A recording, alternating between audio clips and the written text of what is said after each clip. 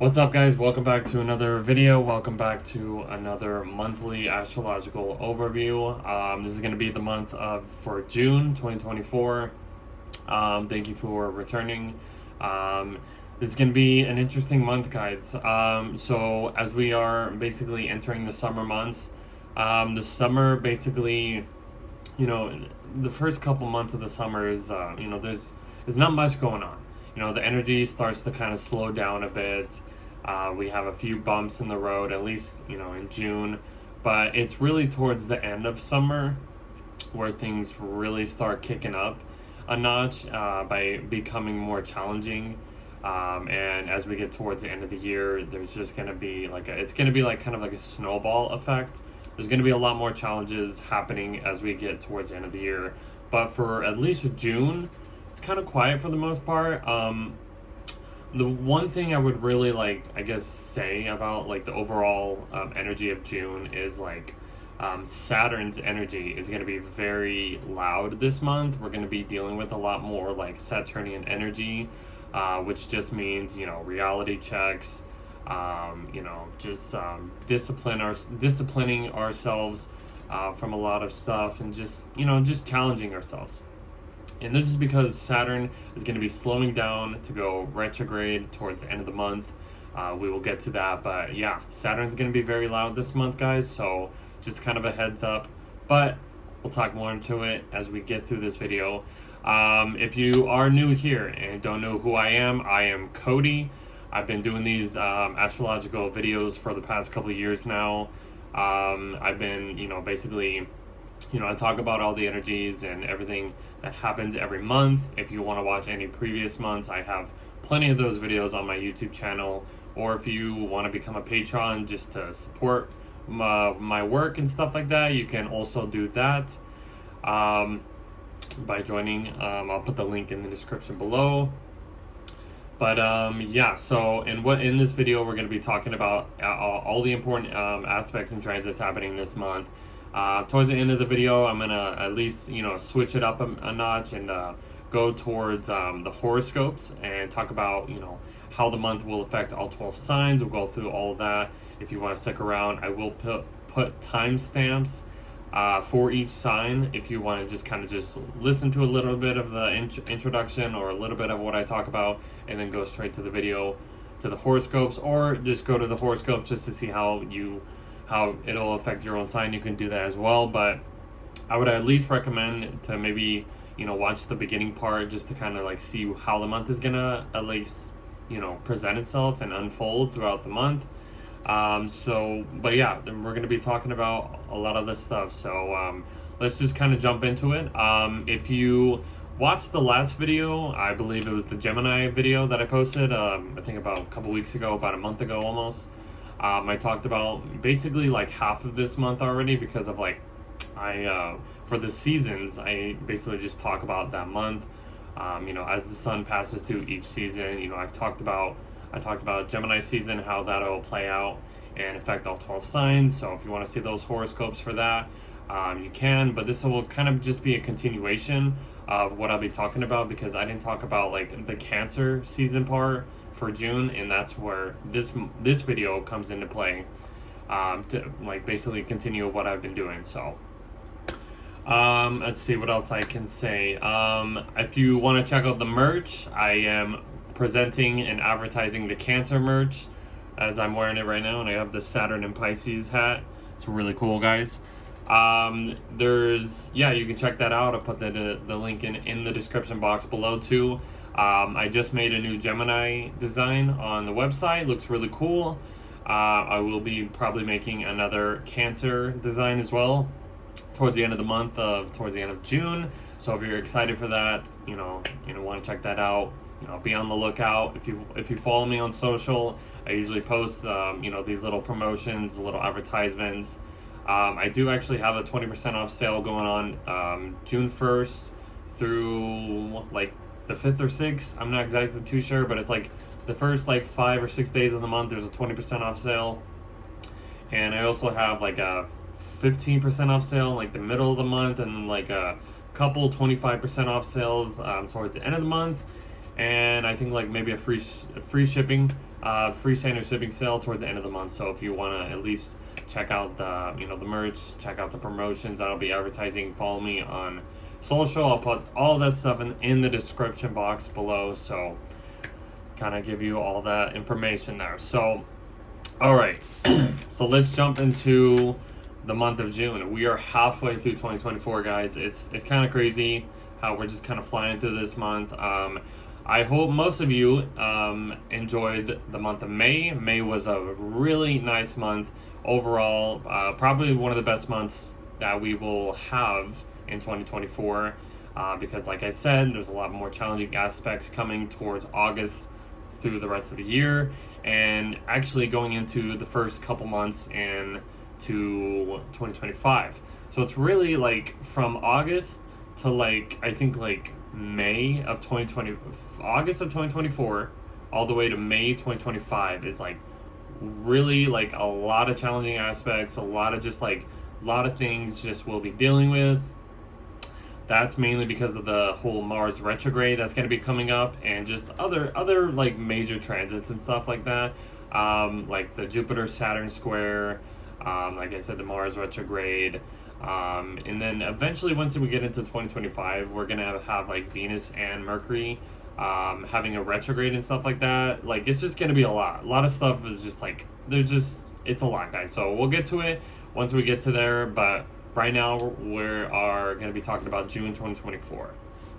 So the first big aspect that really like pops off this month is a really nice aspect, actually. So it's going to be basically on the 2nd, which is basically Jupiter forming this trine aspect over here to Pluto in Aquarius. And this is awesome. I mean, Jupiter just entered Gemini on May 25th, 2024, and Jupiter will stay in the sign of Gemini until like June 9th of 2025, and then it'll switch into Cancer by that time. But Jupiter's set in Gemini right now, and he's forming this trine aspect to Pluto, which is a very positive aspect. It's a very like just welcoming, huge, just like powerful, expansive kind of energy. It's really nice, actually. I love it. I'm pretty sure a lot of you have heard about this from other astrologers if you follow them.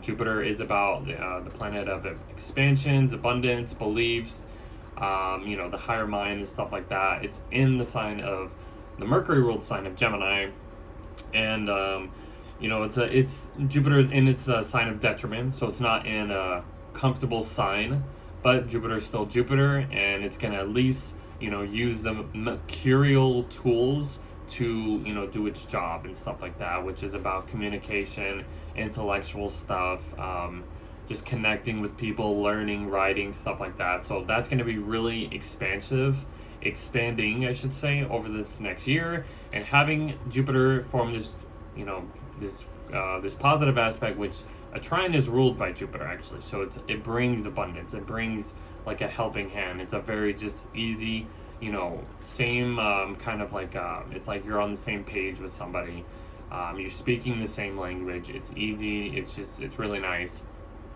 Pluto's in Aquarius at this point. It's in retrograde right now, but Pluto in Aquarius has really just emphasized this Aquarius theme, which is a focus on society, artificial intelligence, just like, I don't know, just kind of like digging deep and just exposing. I mean, we've seen some exposures. I don't know if that's the right word. Exposures of like people coming out of like just stories and stuff like that. Like I've seen TikTok videos of like just people just coming out with like deep stories that they didn't want to talk about at first, but now it's becoming public. And I feel like that's kind of like a Pluto and Aquarius thing. Maybe we'll see more of that stuff. I mean, I know we've probably seen a lot of like stories come out of the blue, like before Pluto has been in a sign of Aquarius, but just a thought. But yeah, Pluto's moving back. We'll be moving back in the sign of Capricorn in September. It's going to be there September, October, and like half of November, and then it'll enter Aquarius for good for the next 20 years later on this year. But the Jupiter trine Pluto aspect. Huge deal. Huge, like, positive, this is just like expanding more powerful connections to other people or the people you're talking to. Maybe you're meeting new people. This is gonna like maybe expand your circle of friends or circle of people that you talk to. I don't know, something like that. They're both in air signs, so it's a very intellectual kind of aspect. It's giving us just like just enhancing, it's amplifying, it's magnifying, I don't know, something like that. Just really enhancing this powerful connections that's going on here. And this is really nice, you know, it's really nice to just but this is like a focus on like the macro level. On the much larger level, it's not really going to be like a in your face kind of personal, but I guess in personal lives, like I said, it's just going to just be, you know, you're probably going to be connecting with more people and having this like just you're feeling good of who you're connecting with. Maybe it's like an outsider kind of type of energy. I don't know, Gemini and Aquarius energy is like kind of interesting. They're very social, so it's a very social kind of like intellectual kind of aspect. But I feel like I can go on and on about that, but very interesting to start the month, you know, very big kind of aspect. But the next big thing is Mercury is entering the sign of its home sign of Gemini. So like I said, Jupiter's in the Mercury ruled sign of Gemini, and Mercury's home. Mercury enters its home sign, so he's going to be functioning pretty well. If you are ruled by Mercury, you are going to be working, basically, your ruler is going to be working in its natural element, so you will be, you know, basically operating pretty good. That's what I'm trying to say. But Mercury in Gemini, yeah, he's going to be in this sign for most of this month, maybe like half of this month. Mercury's about communication, our mind, how we process information, exchange anything, ideas, you know, thoughts, stuff like that. And he's coming into a conjunction with Jupiter, as well as Venus is coming into the heart of the sun, which is being purified or Cazimi, if you want to call that. This is the Venus Cazimi. Yeah, this like whole Gemini thing is just really, there's just like two conjunctions happening. It's like really emphasizing and putting the spotlight on this sign. So it's a really interesting kind of energy. Mercury is like kind of like a microphone, and you know, wherever Mercury kind of comes into a conjunction with any outer planet or the sun or just any planet in general, it's kind of just like you know, emphasizing or letting that planet, you know, express its energy and stuff like that. So Mercury coming into a conjunction with Jupiter, this is like basically receiving big news. Something very important is going to just be, you know, I would just recommend to just pay attention of what you hear the first few days, maybe the first week of June. There could be some, you know, some beneficial news that you hear from somebody. This could actually help, you know, like if you're trying to learn something, if you're trying to speak, like if you're a speaker or something like that, I feel like this would be a good time to, you know, have any like spotlight of like a speaking or writing or just communicating to people in general. Very beneficial. Like I feel like that's all I could really say. Yeah, it's really like, it's like an introduction of what this Jupiter in Gemini is going to be about. And Mercury is like, all right, what do you want to say, Jupiter? And like Jupiter is just like, you know, trying to just give more abundance in this new area of life. So very interesting. Excuse me. Very interesting transit, as well as the Venus Cazimi. So Venus is passing through the heart of the sun right now, or it has already, basically. Look, it's at 14, 30, 34, 33. So Venus is switching from evening star to, no, it's morning star to evening star. Sorry. So she's switching from morning star to evening star. You know, I mean, Venus is being burnt up right now. We can't really see what Venus is doing right now. You know, any planet that comes into the heart of the sun or even close to the sun is being burnt out. Their energy is being lowered. We're not being able to express or kind of understand whatever planet is passing through the sun, and it's Venus. Venus is about love, relationships, beauty, attraction, what we find fun and stuff like that. So, in the sign of Gemini, yes, they're both kind of like, putting the spotlight on, Gemini, which is about, being like communication, being curious, just kind of restless and stuff like that, focusing on mental connections and intellectual stuff, whatever, stimulation, stuff like that, keywords.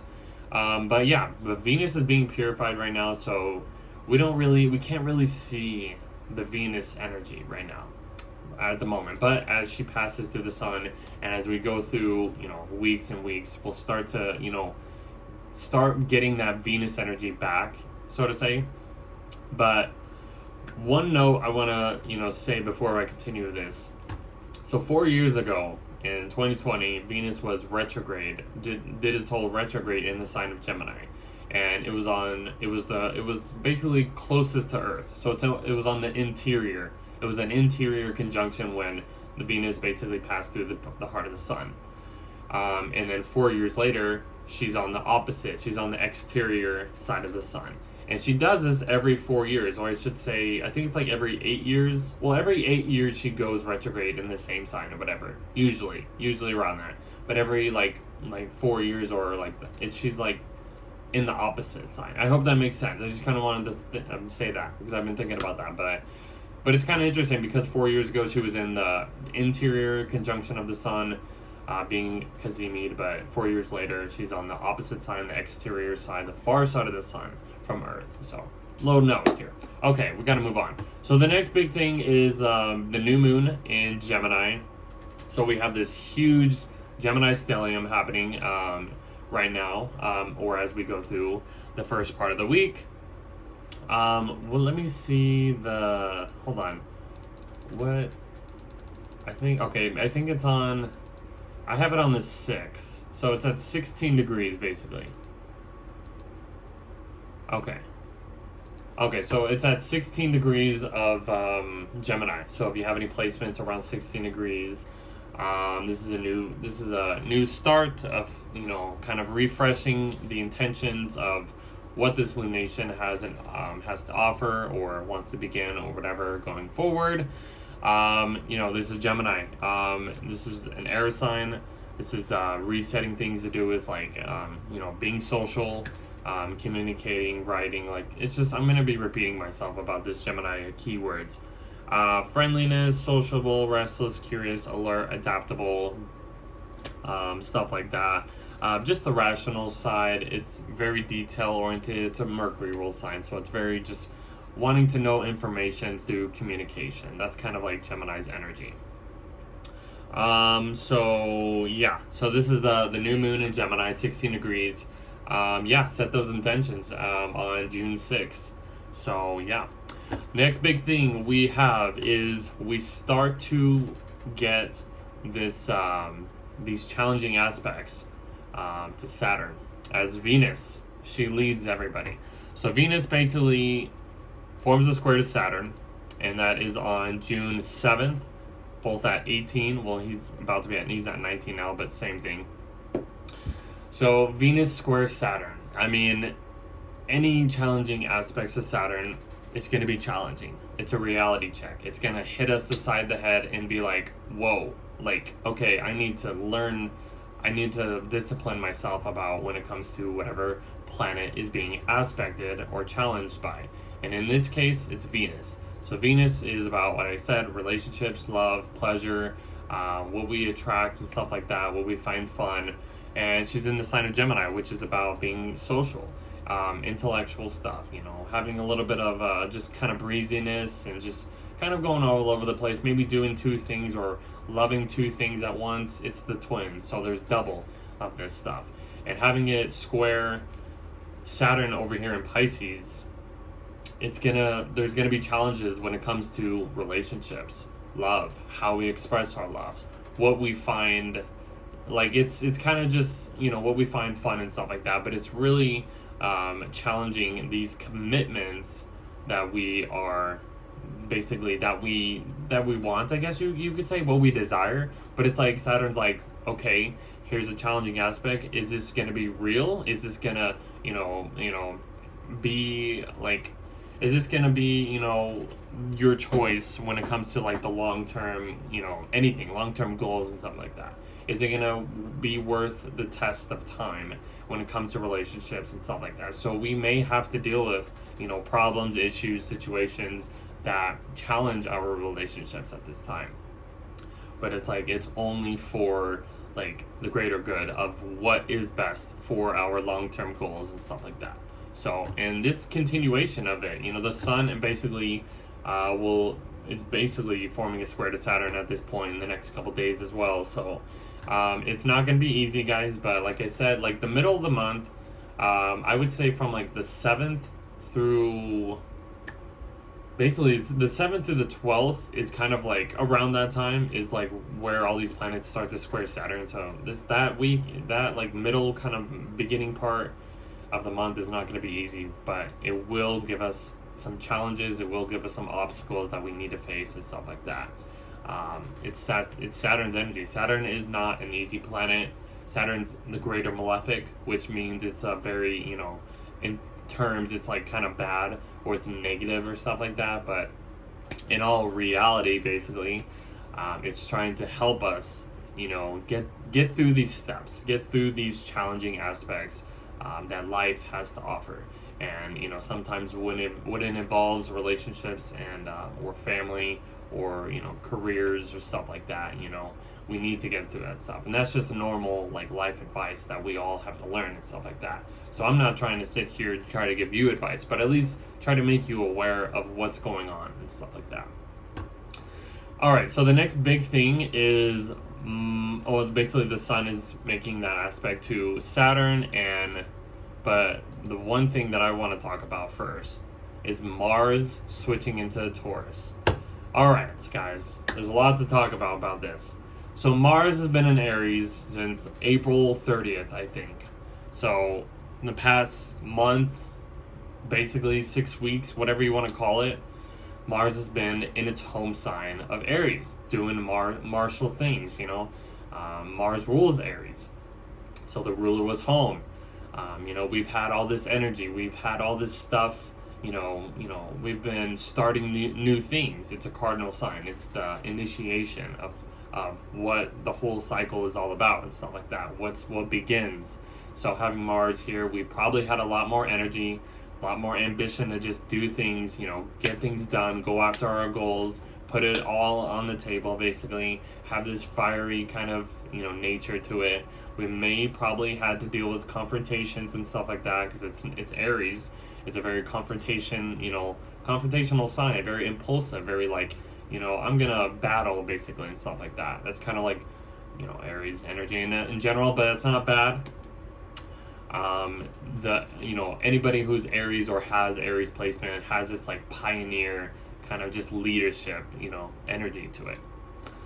So Mars has been through an Aries, went through passed over the North Node. We just had like that fateful kind of moment, stuff like that, of what direction we're heading into or what we want to head into.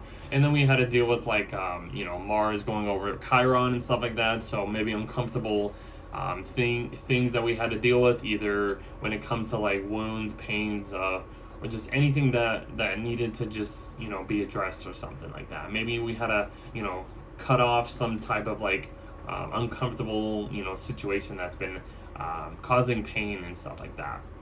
I mean, we also had the eclipses happening in Aries. We had a Mercury retrograde happening in Aries and stuff like that. So there's been a lot of a lot of Aries energy has been very loud the past couple months. But that all basically ends as Mars enters the Venus rule sign of Taurus. So we had all this stuff going on in Taurus, the past month and stuff like that. It's been nice. It's been very warm, very just welcoming and stuff like that, very grounded and stuff like that. So when Mars goes from its home sign of Aries into the Venus ruled sign of Taurus, we're gonna lose this type of this ambitious energy. Mars is in its detriment sign, being in the sign of Taurus. Mars isn't going to be as ambitious. It's not going to be as energized as it was being in Aries. The energy is going to start to really calm down. I don't know if you guys remember, but usually, in my experience, Mars and Taurus, it's a very like lazy kind of like transit. We don't have, like I said, this oomph, this ambition to just go and do things. We're gonna have to find some consistent way of, you know, continuing any momentum, any of this, you know, ambitious energy that we started over the past month. And now as Mars gets into the sign of Taurus, it might be a little bit harder to like really like, I guess, do martial things in a way, because you know it's a Taurus, it's a Venus ruled sign.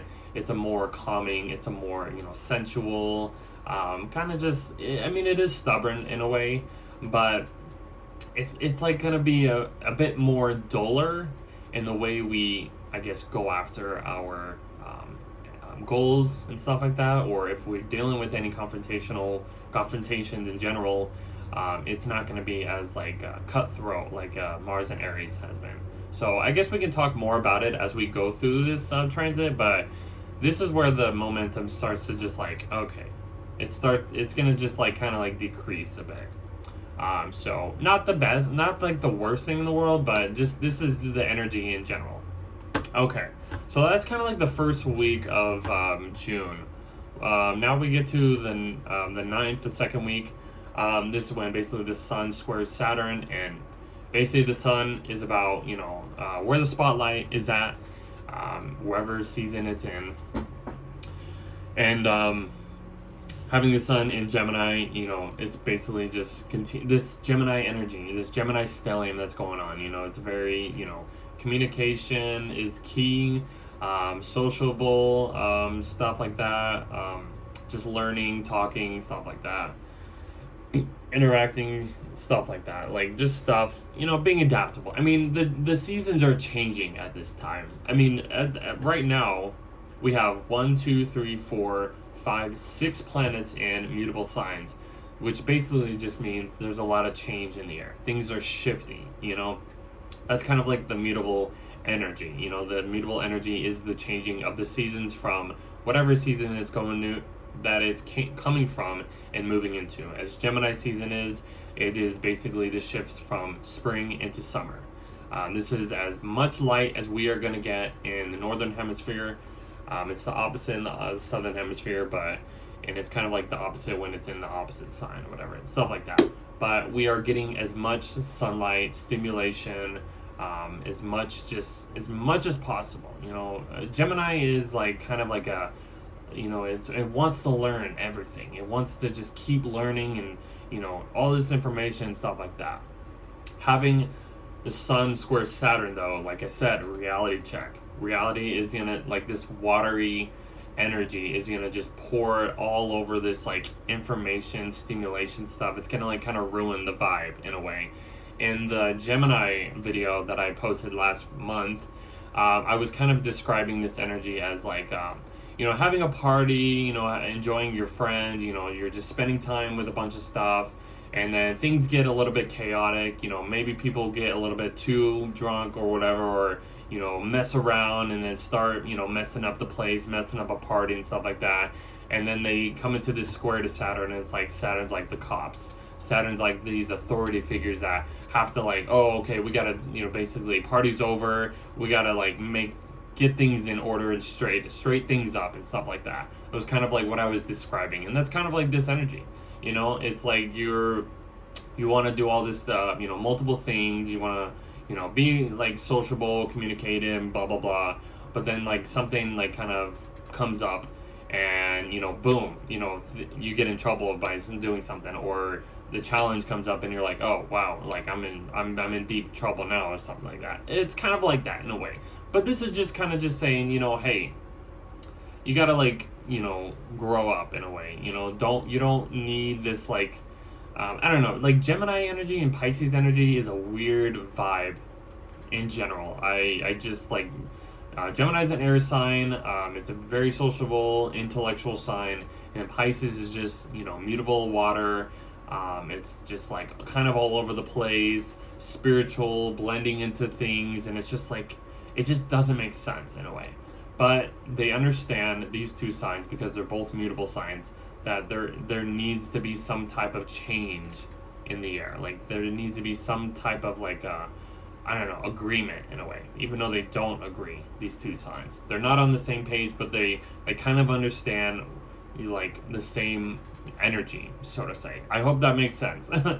Anyways, okay, so Mars is coming up to a square with Pluto, and that's another thing that's not going to feel good. I mean, you know, like having all these planets, you know, squaring Saturn and stuff like that, and then eventually squaring Neptune and Pisces, like, yeah, like the middle of the month, guys, is not, or I should say the second week of June is not going to be easy. Mars squaring Pluto, like Mars and Pluto are like almost like the same kind of energy, but Mars is in detriment. It's not working in its proper, I guess, way that it usually likes to work in.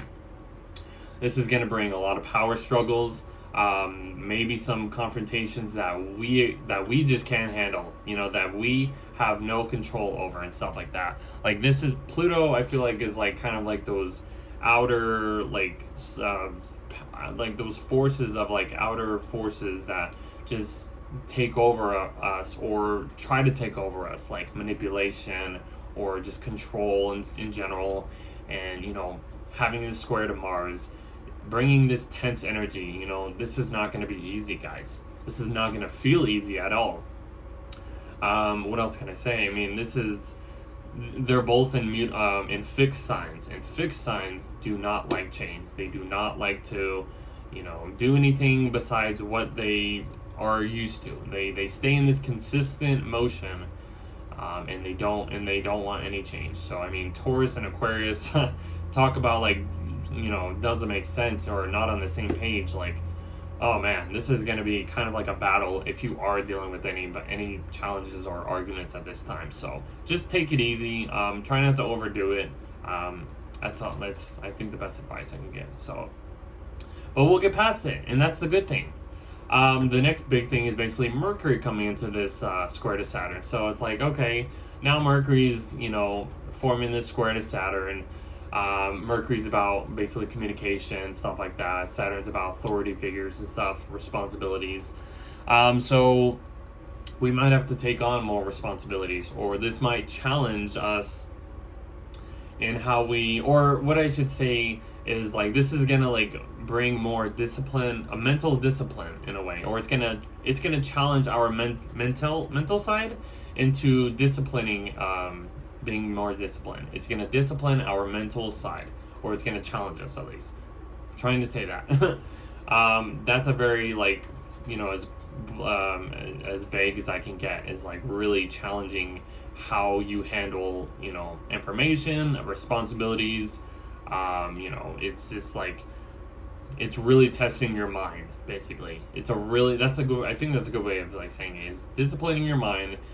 Trying to be more mature in what you're thinking, what you're speaking, what you're, you know, expressing in general, or maybe you just have to get something across that you have to address when it comes to authority figures or your responsibilities, or just any information in general, long-term stuff.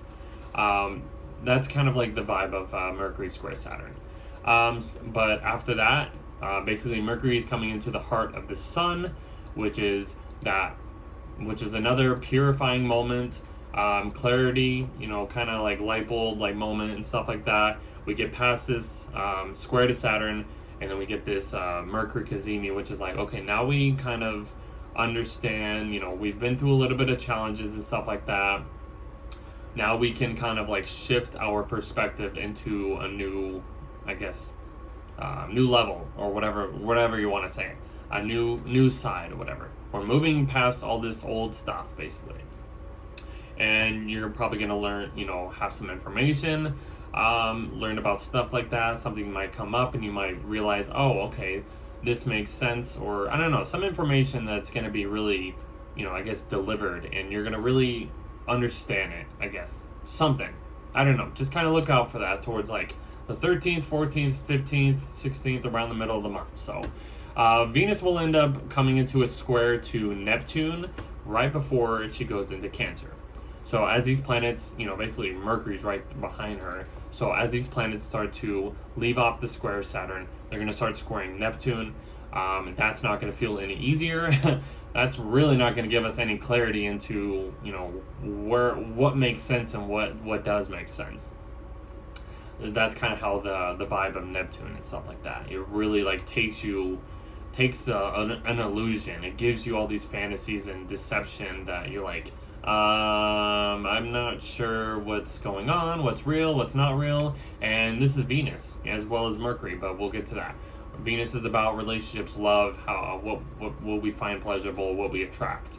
So the challenging part of this, or I should say the negative side of this, is we're gonna have to watch what we get into, who we interact at this point, because people might give us a lot of deception or lies or just illusions and stuff that doesn't make sense. We might be very attracted to something that's not worth our time, that's not worth it. So I would just recommend to be careful. We have Mercury coming into that square Neptune as well, so maybe something you hear isn't going to make sense. You're going to be questioning probably a lot of things that you might hear, or what's going on or whatever like that. I don't know. But the positive side of this is it can be very creative into getting into just very creative energy.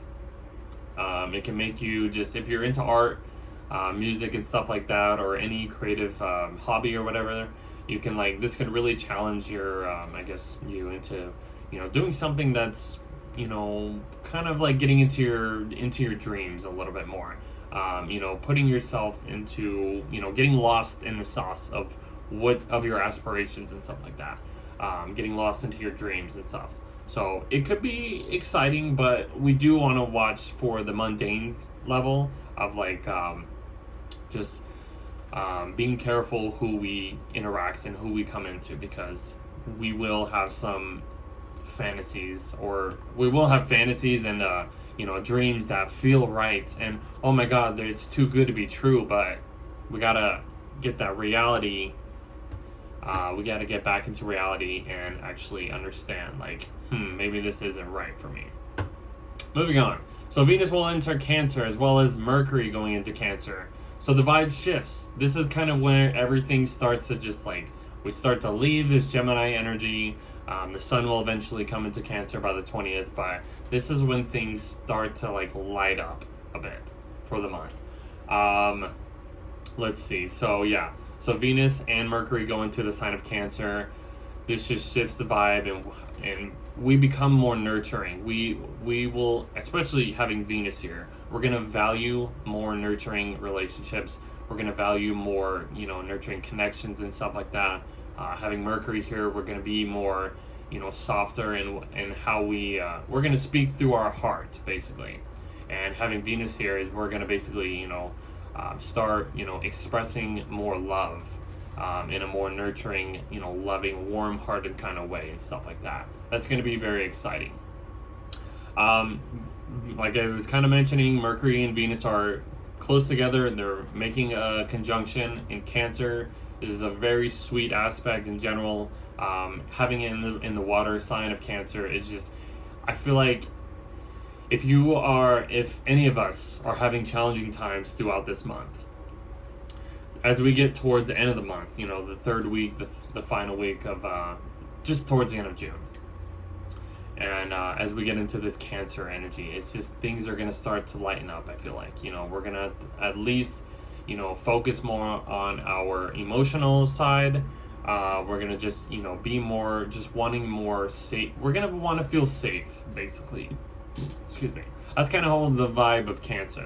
The Cancer vibe is just wanting to feel protective, feel safe, feel nurtured, just emotionally just good and stuff like that. So as these planets start to move into Cancer, we're gonna feel we're gonna want all this warm-heartedness. It's a very family kind of oriented, well, I guess you could say that, a family type of vibe. I feel like mostly a lot of schools are ending at this time. as we get through the kind of like Gemini season. And I feel like once we get into Cancer season, that's kind of like this time where like, everybody's, spends time with family, or like goes out and starts to go on vacations and stuff like that. That's kind of like the vibe of like the summer, basically, or June, or as we switch in from Gemini to Cancer season and stuff like that. So that's kind of how I see it. I don't know, maybe you guys see it differently. So as we get towards the end of Gemini season, the sun will start to form a square to Neptune, and that's not going to really feel as clear as when Mercury and Venus were squaring Neptune. The sun squaring Neptune is odd, though. It's kind of like you're putting the spotlight on one area of life, and then you're kind of like you're getting these challenges or whatever, illusions, deception from other people, or there's just, I don't know, something doesn't make sense, and you're not seeing clearly. You're questioning things. Like, it's kind of like Mercury squaring Neptune. You're trying to think about, you're trying to question everything. You're trying to see what information is suits you right, or what feels right, what feels wrong. But we're gonna have to like really follow our intuition. I feel like as these planets, pass over this square to Neptune, because it's gonna feel odd. It's not gonna feel clear. We're not gonna get any clarity at this time. You're gonna be probably I guess pushed into different directions that don't feel right, and you feel like you're getting sucked into something that you wasn't even, I guess, looking forward to, or didn't think was possible, and you I don't know, you're gonna be like questioning things. So I just want you to just kind of just be aware of like illusions, deceptions, lies, like just anything, just manipulation, maybe even not even that, but just that's really what's challenging us. But this can also, like I said, can be very creative. We can, use our intuition, our intellectual side to just kind of like really try to understand these little things that don't make sense. And even if you get lost in the sauce of like, like you go down a rabbit hole that leads you to like something that just you can't get out, then that's probably a little bit too much. So you want to watch out for that. But then the sun gets into Cancer, and it's summertime. So the summer is finally here as the sun enters Cancer. Winter in the southern hemisphere. But yeah, summer's here. Everything starts to shift.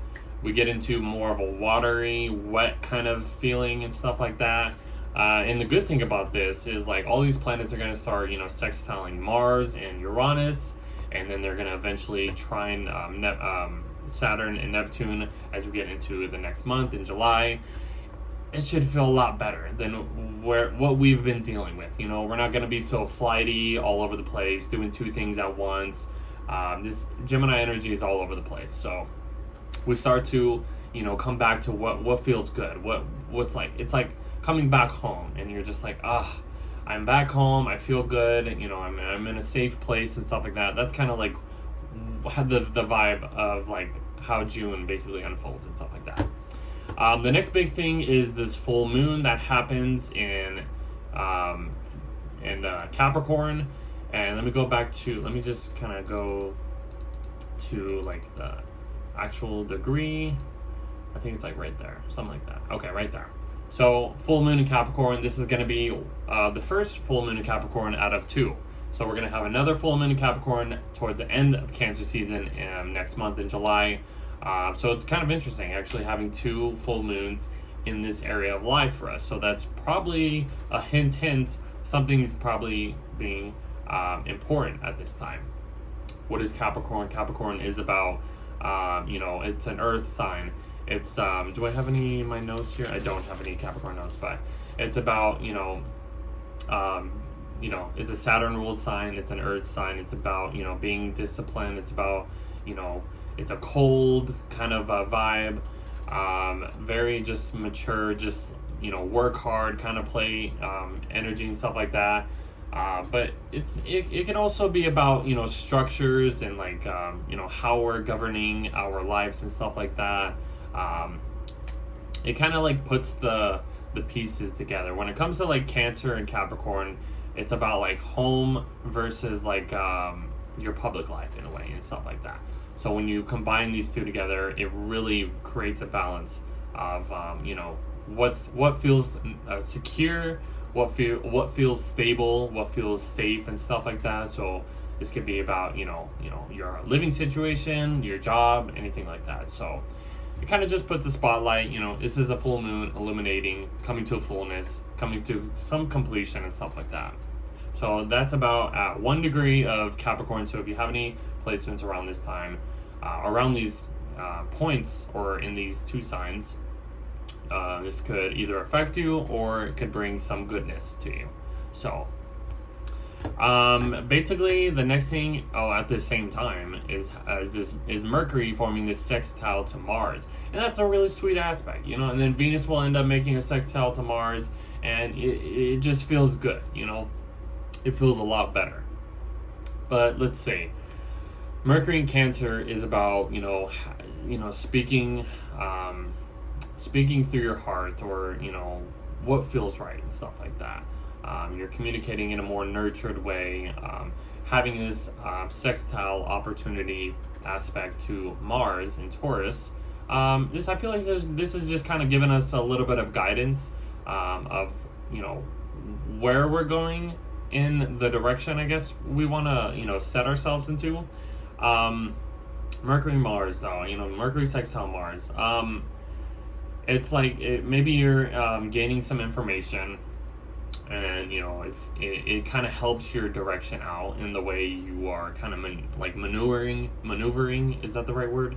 Or just going through any obstacle or something like that, because Mars isn't really doing that well at this point. But having these planets in Cancer, giving a little boost, basically boost in your confidence, or just boost leveling up or whatever.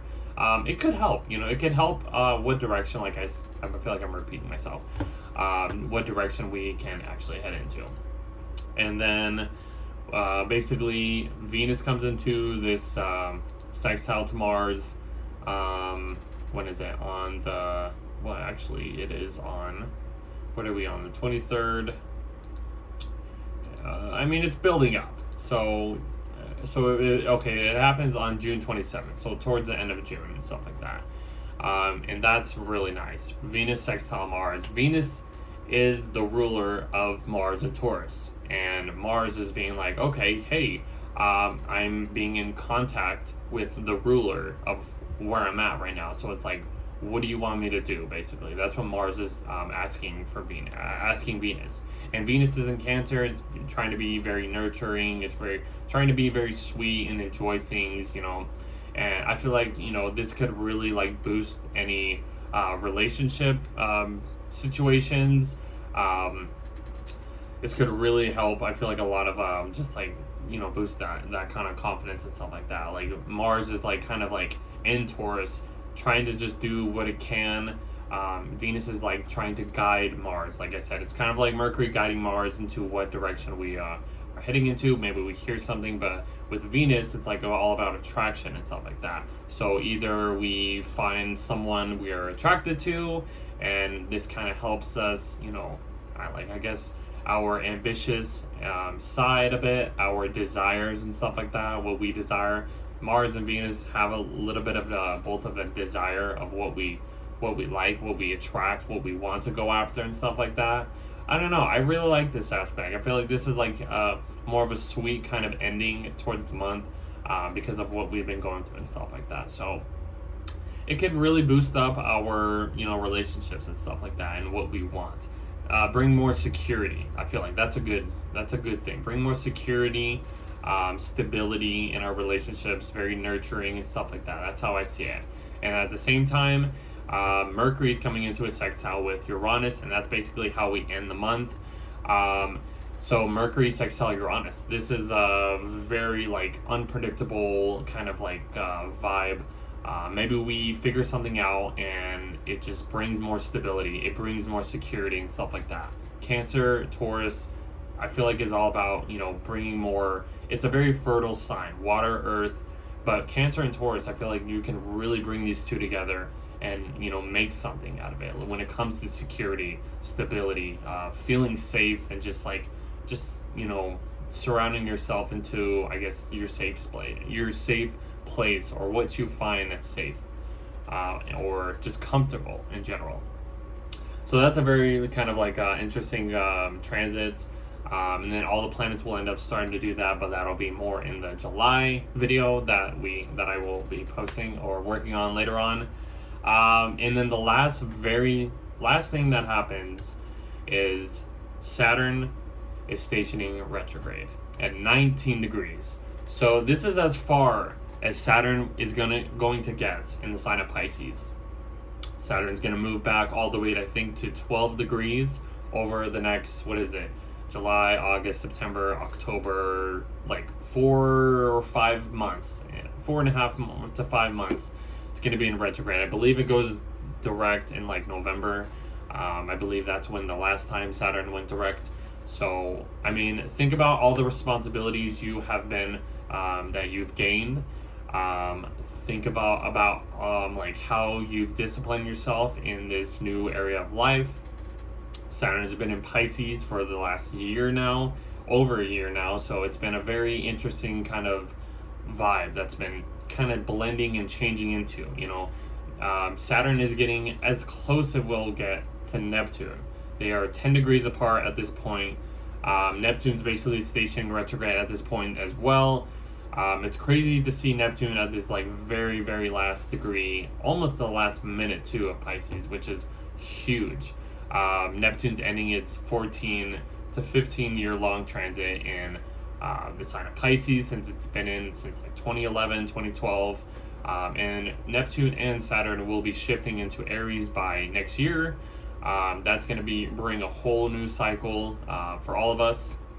It's going to be a very interesting time over the next couple of years, because we have Neptune and Saturn moving into Aries. We have Uranus moving into Gemini by next year. Huge deal. Jupiter will end up going into Cancer. And then basically I talked about Pluto going back into Capricorn for like a little bit of this year in the late summer, early fall. And then it'll move into Aquarius by the end of this year and stay there for the next 20 years. Lot of outer planet changes are coming as we, over the next couple of years, guys. So they're going to be kind of doing this back and forth thing, like going into a new sign, going back into the old sign that it was just in. So that's going to be the vibe over the next year or so, couple of years, I should say. But yeah, we're living in through some crazy times, guys. So that's June though. That's June of 2024. So like there's gonna be some bumps. There's gonna be some bumps as we get through this month. A lot of reality check, seriousness that we have to deal with. Saturn's energy is very loud, and whenever a planet goes, slows down and changes directions, especially when it comes to Saturn, it's a really heavy energy, and Saturn's energy just gets louder and louder. Having these squares, challenging aspects to Saturn is just really testing our. It's just testing us, guys. So just another life lesson that we need to get through. We'll all get through it. It's not gonna be the end of the world. So we've been through many Saturn challenging aspects before. So this is just, we'll get past this and stuff like that. So yeah, overall energy of June, kind of all over the place at first. Little challenges here and there, and then the energy kind of slows down, gets a little bit more calmer in a way. As we get into July, I feel like that's kind of where it continues and stuff like that.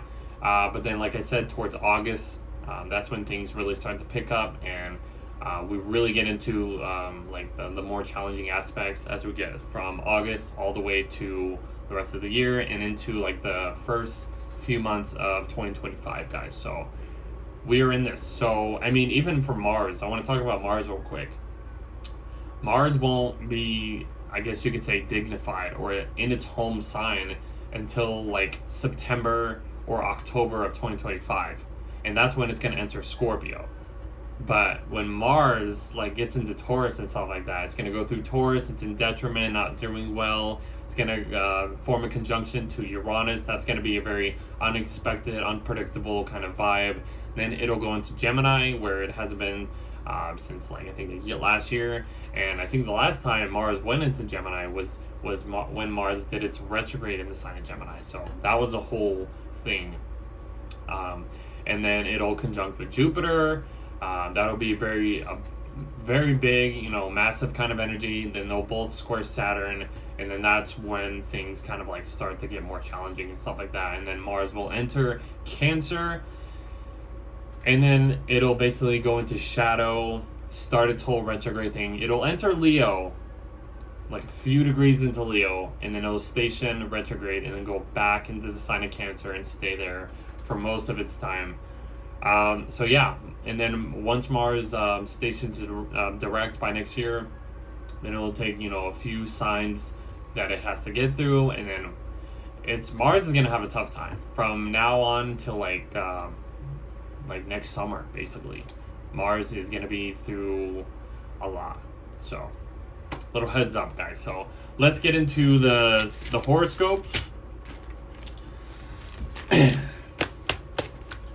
Big things are coming, guys, I'm telling you.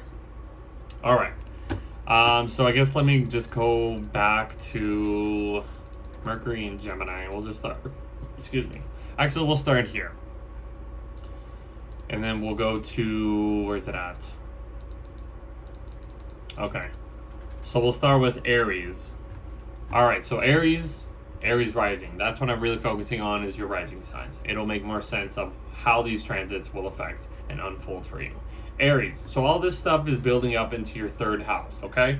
Third house is about, you know, communication, how you present yourself when it comes to like little information or basic education and stuff like that. Learning, social media, siblings, short travels, transportation, writing, just stuff like that. Your immediate environment will be very focused for most of this month and stuff like that. You have Mercury entering Gemini by the 3rd. That's really gonna emphasize and help give a little boost to like this like information and stuff, this information overload, I should say, because Jupiter's here, and that's like the overload of information. And you're gonna have Jupiter there for the next year.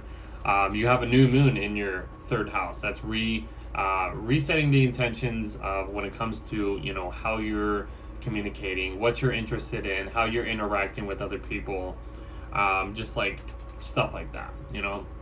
So big things are changing. You also have Venus Cazimi here as well. So this is a huge shift when it comes to like how you express love, relationships, and stuff like that, what you attract. This is really like setting a new storyline for you in this area. So a lot of big things are coming. As all these planets start to square, you know, Saturn and Neptune and stuff like that, they're in your 12th house. So that's a very behind the scenes kind of vibe. So that might not really make sense when you're going through this month. You might have all this information and you're trying to, you know, learn about all these things and stuff like that. But you know, there's going to be a lot of reality checks when it comes to like just having more of like it's a spiritual kind of vibe, and you're just kind of letting things go, letting fate take the wheel for you know, what you need and what you don't need and stuff like that. So that's kind of what I could say about that. Mars will enter your 2nd house. One sec. Mars will enter your 2nd house of Taurus by 8th, and that's going to really like shift the vibe. You know, your ruler is moving into a sign that it doesn't really like to be in. So this might kind of, I guess you could say, calm your energy down or diffuse or whatever the word is or whatever.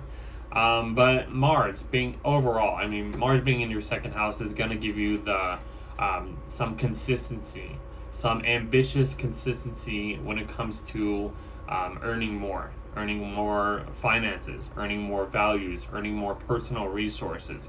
You're going to be focusing on these themes as you know, as Mars travels through this house for you. So, you know, focusing on your possessions, priorities, stuff that you can only just what you can. I mean, Mars isn't doing well as well, and in this sign, so you can only do as much as you can. So don't like be hard on yourself if you don't, I guess, receive everything that you want. The next really big thing is everything starts to move into your 4th house of Cancer, So let's kind of get everything there. Everything is shifting into your fourth house.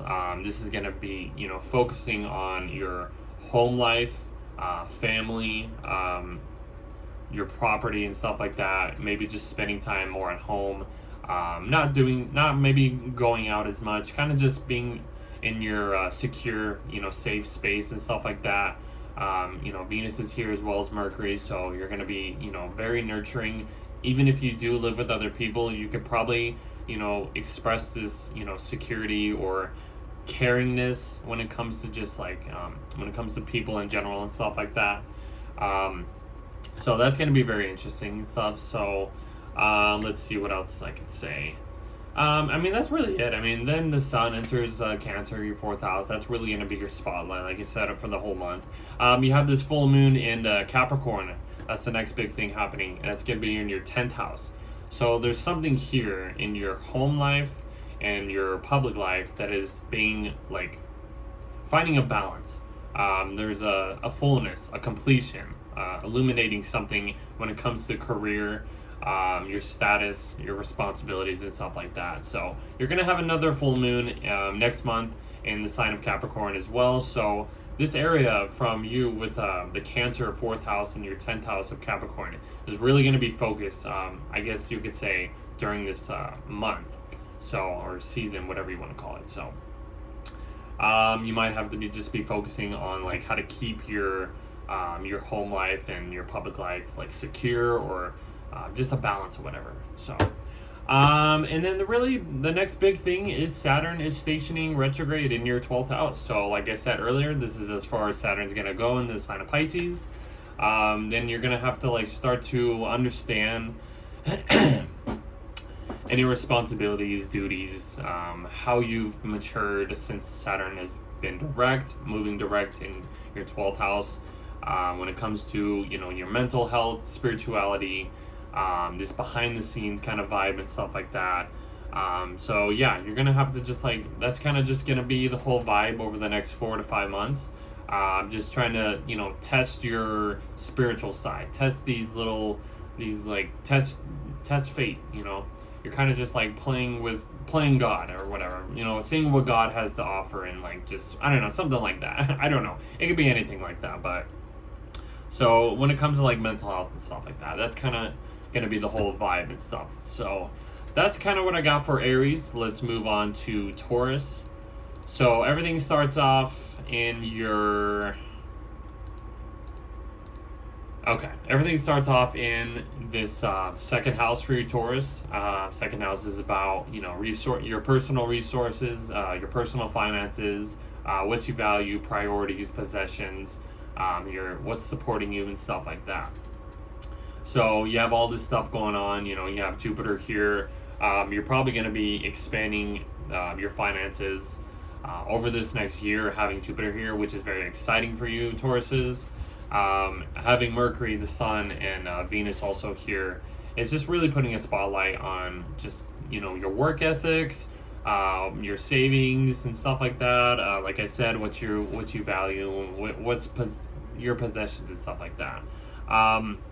So you might be basically continuing this theme of trying to save, trying to earn as much as possible, just to secure, support your own self and stuff like that. These planets are going to be squaring the planets in your 11th house of Pisces, Saturn, and Neptune. So there's going to be some tension here when it comes to, these are money houses, these are financial houses. So you might have some financial problems or situations when it comes to your own personal resources, and when it comes to responsibilities in your public life, social resources, friends, and your communities, your audience, and stuff like that. That's kind of how I see the vibe and stuff like that. So Saturn's eventually going to go retrograde, we will get to, and that's gonna give you, try to kind of give you a little bit of okay, this is as far as the responsibilities you are going to be basically welcoming, or what you've earned from Saturn. But Saturn's going to be starting to test that, test these themes out over the next 4 to 5 months and stuff like that. So when it's in retrograde. So yeah, a lot of reality checks maybe when it comes to community service or dealing with friends, or just how you're providing, how other people are like providing, wealth or whatever. If you're in a business or own a business, this might bring a little tension in like your profits or what you're trying to sell to other people and stuff like that. So that's kind of what I could say. You have this new moon. Well, you had this new moon in here in Gemini. Let me just kind of go back to have the new moon there. Refreshing the energies when it comes to your personal resources, what you own, finances, what you need to support yourself, stuff like that. Let's see.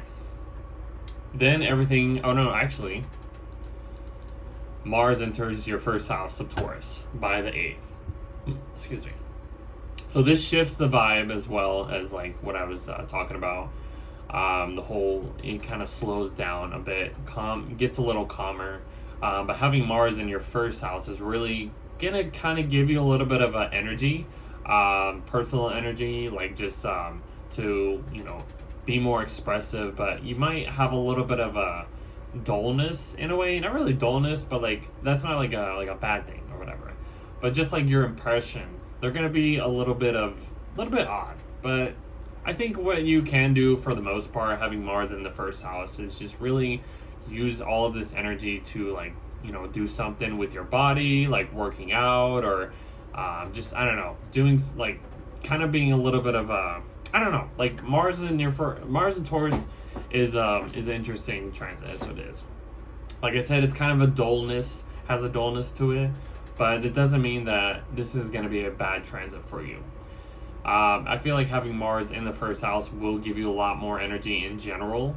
So use it up, might as well, even if it's not like all this ambitious energy that you can do this and that and this and that. You're going to have to find some consistent, way of, of motivating yourself, I would say, over this transit and stuff like that. So I feel like you could be a little bit confrontational having Mars in the first house as well. Something like that. I don't know. Let's see. And then everything starts to move in to your third house of Cancer. That's going to bring a little bit more sweetness to it. The energy will vibe a lot better for you because it's a water sign and it goes well with your earth sign of Taurus. So that's going to bring a lot more nurturing interactions. Maybe spending time with siblings and them bringing that like careness or just feeling good, spending time with siblings, close friends, relatives, and stuff like that. You might be doing things a lot more in your immediate environment, maybe either taking short trips, learning about new information, basic skills, but it'll bring some nurturingness towards what towards this transit and stuff like that. You'll have a full moon in Capricorn in your 9th house, which is just illuminating this spotlight when it comes to 9th house themes, which is about long-term travels, religion, philosophies, truths, principles, legal matters, wisdom, academics, stuff like that, and like traveling a lot as well too. So yeah, this you might be traveling, maybe learning a little bit more this time when it comes to any of this, any information that you really just want to learn about and just kind of surround yourself in. And that's kind of basically it. And then, like I said, Saturn will station retrograde by the 29th of June to go back over these responsibilities, these trials and tribulations. That's kind of like what Saturn's energy is all about, one step forward, 3 steps back, seeing what works, going back and kind of like reviewing and these tests or whatever. All right, so let's go to the next sign, and that's Gemini.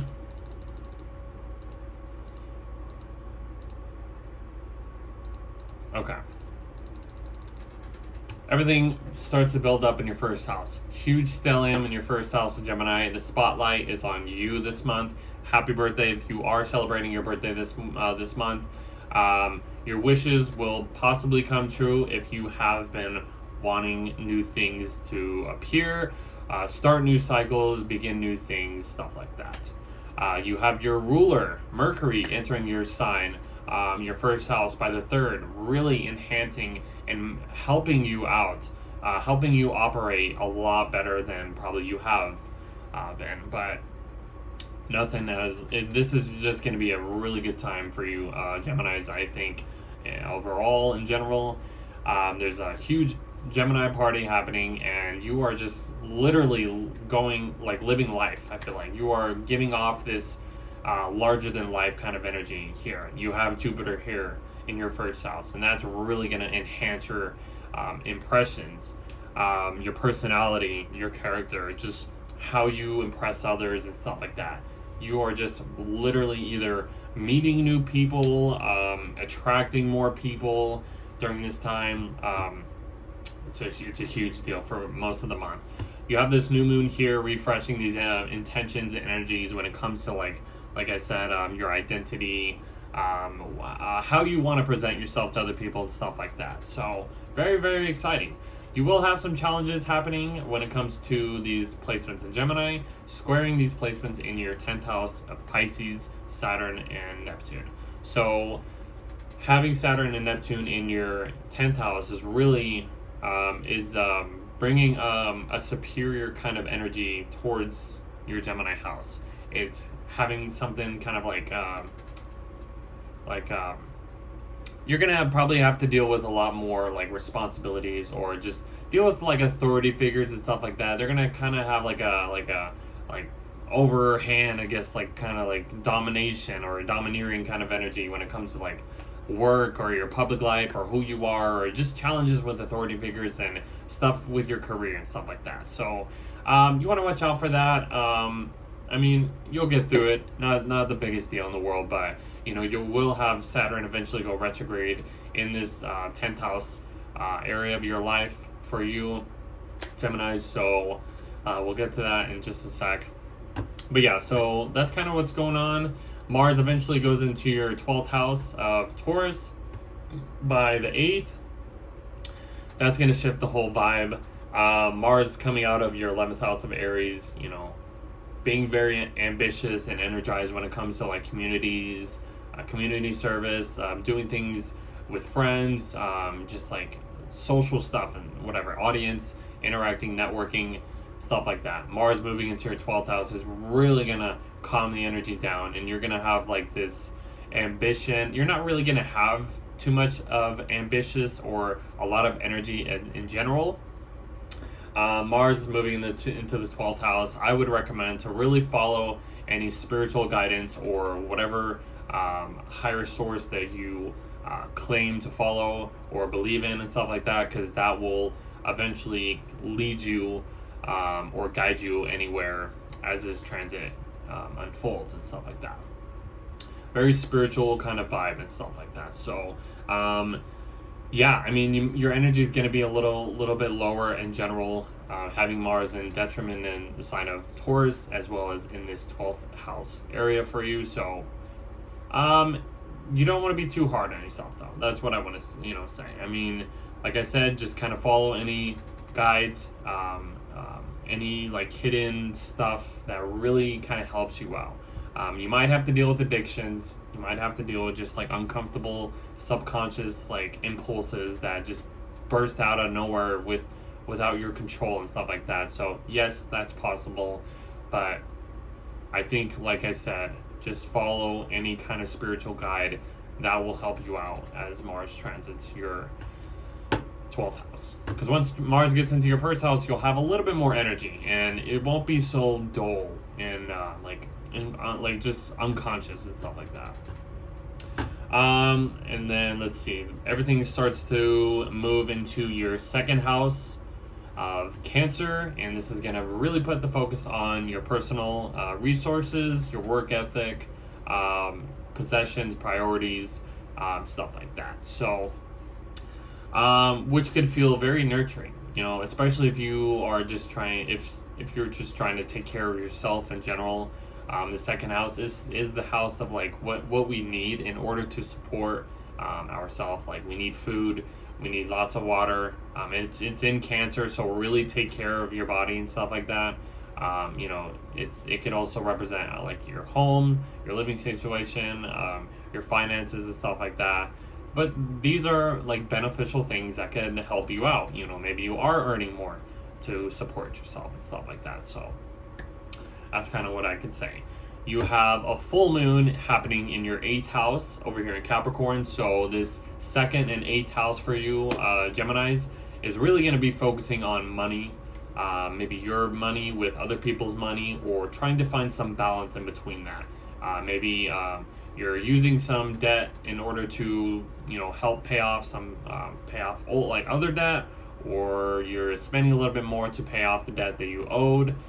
Maybe you and your partner are kind of combining your finances together in order to really support yourself and to support other people and just create that balance and stuff like that. That's kind of how I can see it. So it's a full moon. This is the first out of 2 full moons that you will have in this area of life. So really focus on your money with other people's money, or your resources with other people's resources and stuff like that. So that's kind of how like the month will eventually unfold for you. And eventually, like I said, Saturn will go retrograde in your 10th house of Pisces. So these responsibilities, these structures that you have built upon since Saturn's been in this area of life for you will go under review. See what works for you. See what doesn't work for you. You know, Saturn is that point in time, or I should say that the planet, where it's like the line between reality and non-reality, from that beyond Saturn and stuff like that. It's like that boundary. So maybe these careers that you've been working for isn't working for you, or maybe these responsibilities that you've been presented with needs a little bit of adjustments over the next 4 to 5 months. So that's kind of how the rest of the year is going to happen for you when it comes to Saturn and stuff like that. But yeah. All right, moving on. All right, so Cancers. So everything is kind of building up into your 12th house right now. In Gemini, there's this huge stellium happening behind the scenes for you. So this is a very very subconscious, kind of like I said, behind the scenes, hidden kind of vibe. A lot of things kind of ending. Like I said, cycles will be ending at this time, but as everything starts to move into your 1st house of Cancer towards the end of the month, you'll start to see these new beginnings, these new cycles to, you know, appear. A lot of shifts are happening for you at this time, Cancer. So I mean, a lot of stuff happening in your 12th house. Maybe it's been a very like hidden kind of vibe. You've been very isolated, maybe, or maybe you need a little bit of isolation to help recharge yourself, stuff like that, help your mental side. Really maybe finding some type of spiritual guide to help you, and, you know, since, you know, over this last month, I should say. I mean, you have Jupiter here, which will be here for the next year to support you, to give you more benefits when it comes to like spiritual stuff, subconscious, you know, energies and stuff like that, stuff that's happening behind the scenes. But you won't really see all those benefits, I feel like, until Jupiter enters Cancer, your 1st house, by next year, and you're gonna really understand, like, okay, now I can actually see these benefits that I've been gifted to. But a lot of things are cooking up behind the scenes for you Cancers. You have a new moon here as well to reset these intentions, give you new cycles, like I said, and stuff like that. So the next really big thing is Mars is entering your 11th house of Taurus. So this, like I said, for every other sign, and even in the beginning of this video, this is where the vibe shifts. This is where the vibe starts to calm down, get a little bit of, you know, Mars is in detriment in the sign of Taurus. It's not going to be as cutthroat. We're not going to be as energized as we were when Mars was in Aries. So, but having Mars enter your 11th house is going to really kind of guide you, or give you a little bit of ambitiousness or a little bit of energy. Not much energy, but it's going to give you enough energy that you've built up to find some consistency when it comes to opportunities, when it comes to abundance. working in communities, working in groups of people. You know, these groups of people might help you guide your way, you know, guide any direction you are going after or what you want to chase. It might not, like I said, it might not be all the energy in the world, but maybe you'll have these people kind of boost up this energy for you. Spending time with friends might help you out, stuff like that. You know, just working with people and stuff like that. It's a very like community based. Maybe you'll be earning a lot more, or your the finances or the wealth that you have worked towards over this past month, having Mars in your 10th house or whatever, what you built. You're gonna probably start to see some of the fruits of your labor when it comes to like just earning wealth, stuff like that. So that's kind of what I could see there. Very exciting though, honestly. Let's see what's going on next. Yeah, you're gonna have some challenging aspects from this Gemini party happening in your 12th house, with the 9th house where Saturn's at and Neptune's at. So 12th and 9th house, very like kind of outer world, traveling, foreign type of energy and stuff like that for the most part. Maybe, I don't know, like there's gonna be a lot of like just let me see. Yeah, I mean like 9th house, you know, is traveling, foreign, you know, cultures, languages, principles, truths, and stuff like that. You've been basically earning all these, or I guess been presented with all these, you know, responsibilities when it comes to like traveling or academics or like truths or religions and, you know, stuff like that. Having it square this 12th house where this party's at, basically. I don't know. I feel like there's going to be tensions like that don't really feel good, but you're going to have to like find some type of like footing, some guidance in order to kind of help this out. Saturn will eventually go retrograde in this 9th house for you towards the end of the month. That's going to kind of like help the trials and tribulations, see what works, see what doesn't work for you when it comes to this higher perspective mindset that Saturn is in for you. Maybe you've been restricted to travel since Saturn has been in this area for you, and maybe there's reasons for that. So that's a possibility, but yeah, there's going to be some tensions when it comes to like, you know, the 9th house, traveling, higher mind and stuff like that, with this, you know, behind the scenes subconscious kind of vibe and stuff like that. I don't know. It's a weird vibe, weird energy for you. So, but you'll get past it. Everything starts to basically go into your first house of Cancer, and that's when things really start to, you know, feel a lot better for you. The energy starts to your cycles. You're gaining like a new cycle. Something is beginning at this point. If you are celebrating your birthday towards the end of the month, happy birthday. It's Cancer season. You get the spotlight for the next month, Cancers. You have Venus here, you have Mercury here. This is just, you know, you're going to be attracting more nurturing people, or you are going to be presenting more of a nurturing side in your personality, or what you attract by being so nurturing or stuff like that. So that's going to be pretty exciting and stuff like that. So you also have a full moon in your 7th house, which represents other people. So this balance here between you, all these planets in Cancer in your first house, the moon in the opposite side of Capricorn represents other people. You're going to find some balance. Maybe there'll be a little bit of tension between you and other people, but I feel like if you compromise enough and, you know, set some agreements, you can and will find some balance when it comes to that. So you'll find more structure, you'll find more security when it comes to the people you are connecting with and stuff like that. That's what I can say. That's basically it. And then Saturn eventually goes retrograde by the 29th in your 9th house.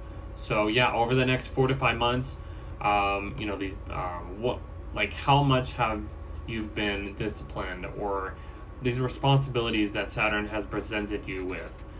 You're going to have to go over to see what, like I said, what works and what doesn't work. So that's what I got for you, Cancers. Leos, oh, wrong one. For you Leos, okay, hold on, let me do this real quick. Go all the way back to the beginning. All right, so Leo risings. Everything's building up in your 11th house in Gemini. This is a party. Probably you've been spending a lot more time with your friends, communities, doing a lot more things in your community, or just being social, networking and stuff like that. Maybe, you know, working in large groups, working with people that can help you, who share the same dreams and aspirations as you do. Maybe you've been gaining a lot more opportunities over this next month. Having Jupiter here, you will end up being, you know, expanding these opportunities in abundance over the next year. Jupiter finds its joy being in the 11th house, so that's a plus for you Leos. I love that as well. Yeah, I mean, a lot of big things, you know. This is probably just you you know, presenting yourself, basically. If you have been, like, you know, doing stuff online, or, like, doing stuff for, like, an audience and stuff like that, this has been, like, really, like, the spotlight, putting it on other people, or trying to work with other people and stuff like that. You have a new moon happening on the beginning of the month, by the 6th. This is just resetting the intentions when it comes to these themes that I just mentioned: friends, communities, networking, opportunities, you know, aspirations, stuff like that, your audience. Then you will eventually have Mars going into your 10th house of Taurus. And yeah, this is where the vibe shifts. So yeah, Mars is entering your 10th house, your most public house in your whole chart. You're gonna probably have to find some consistent way of using this this energy, even if it's not as much energy as you've had over this past month or so. But your career is really focused. These long-term goals, any like just stuff, any career goals that you set for yourself, that you want to set for yourself, is really going to be put to the test at this time.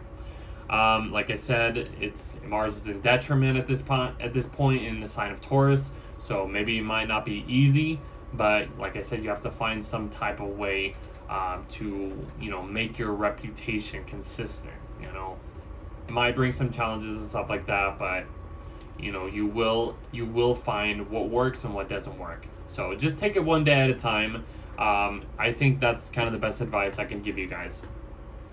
You'll have some challenging aspects when it comes to this 11th house of Gemini, with their 8th house that has Saturn and Neptune in it. So these are both financial houses.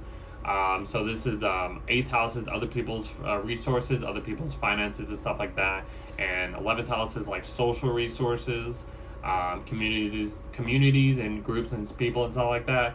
So there might be some challenges when it comes to, you know, these type of themes.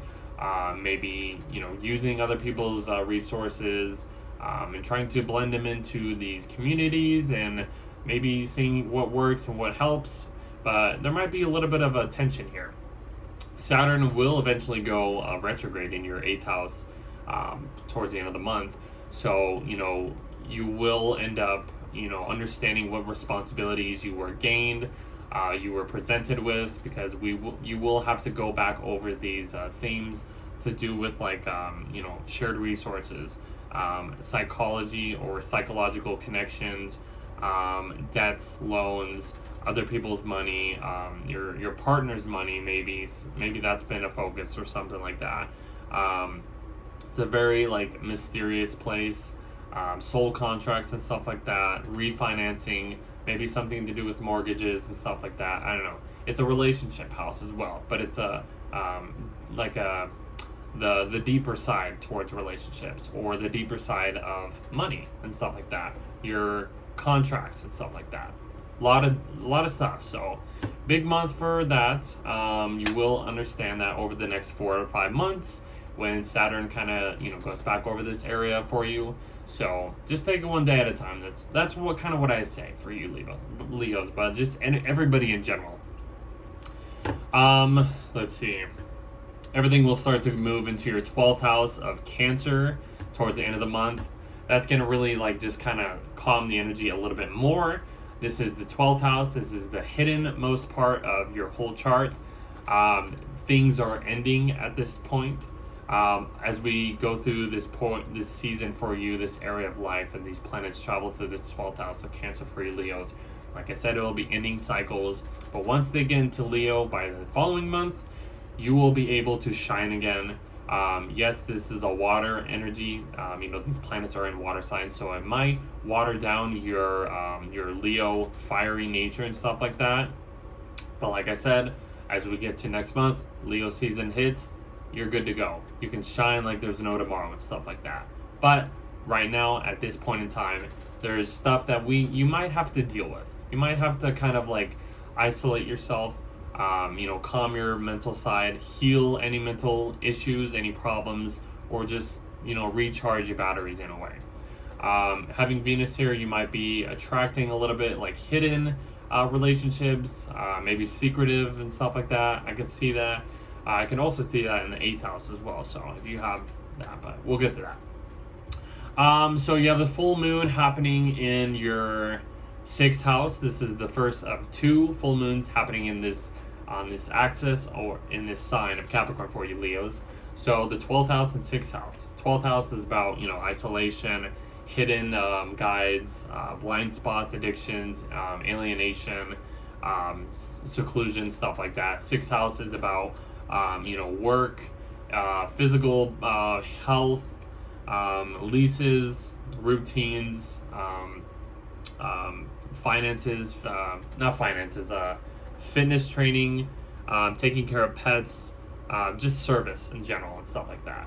So having this axis, you might have to find some type of healing when it comes to your mental side and your physical side, your body-mind connection, stuff like that. That's a 6th house, I guess 12th, 6th house, whatever kind of vibe to that. So maybe the people that you work with might have to kind of help you and guide you what you need in order to heal these things.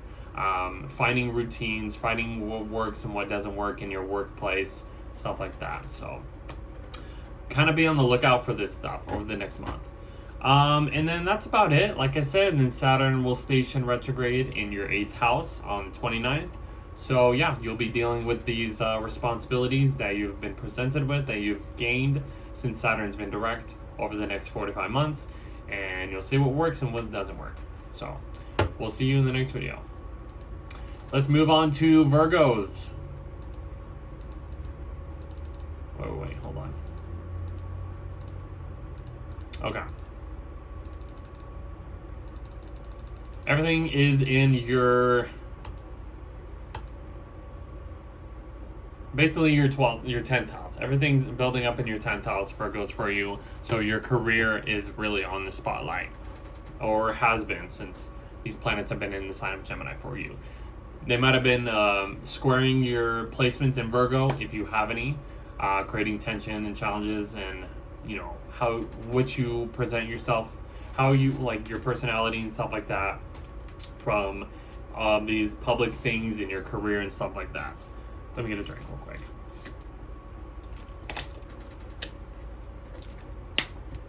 So maybe, these authoritarian energies, roles that you probably deal with in your career have had this, control over you, superiorness over you.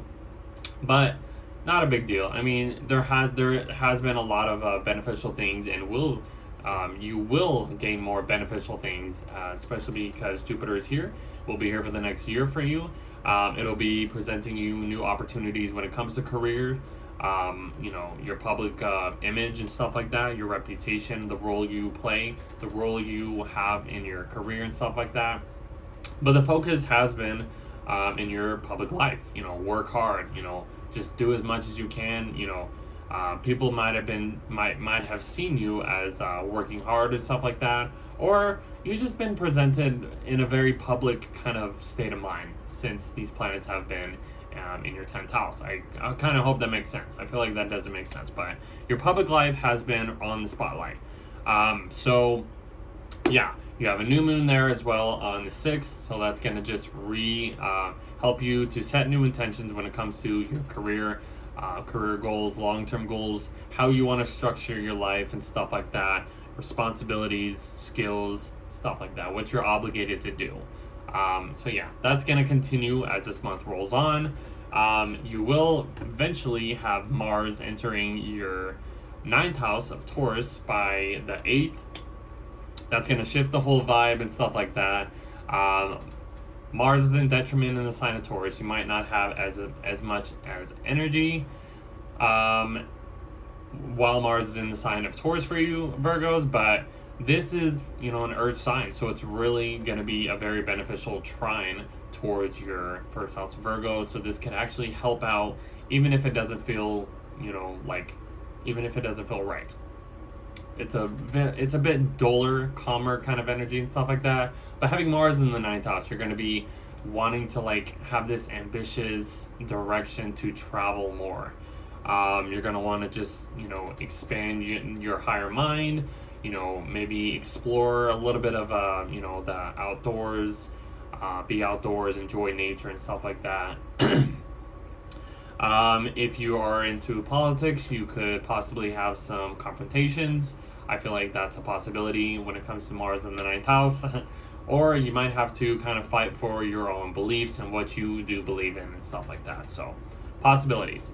Overall, I think it'll be a very alright transit for the most part, Even if you are traveling a lot, this could be a very great time to travel as well. So, yeah.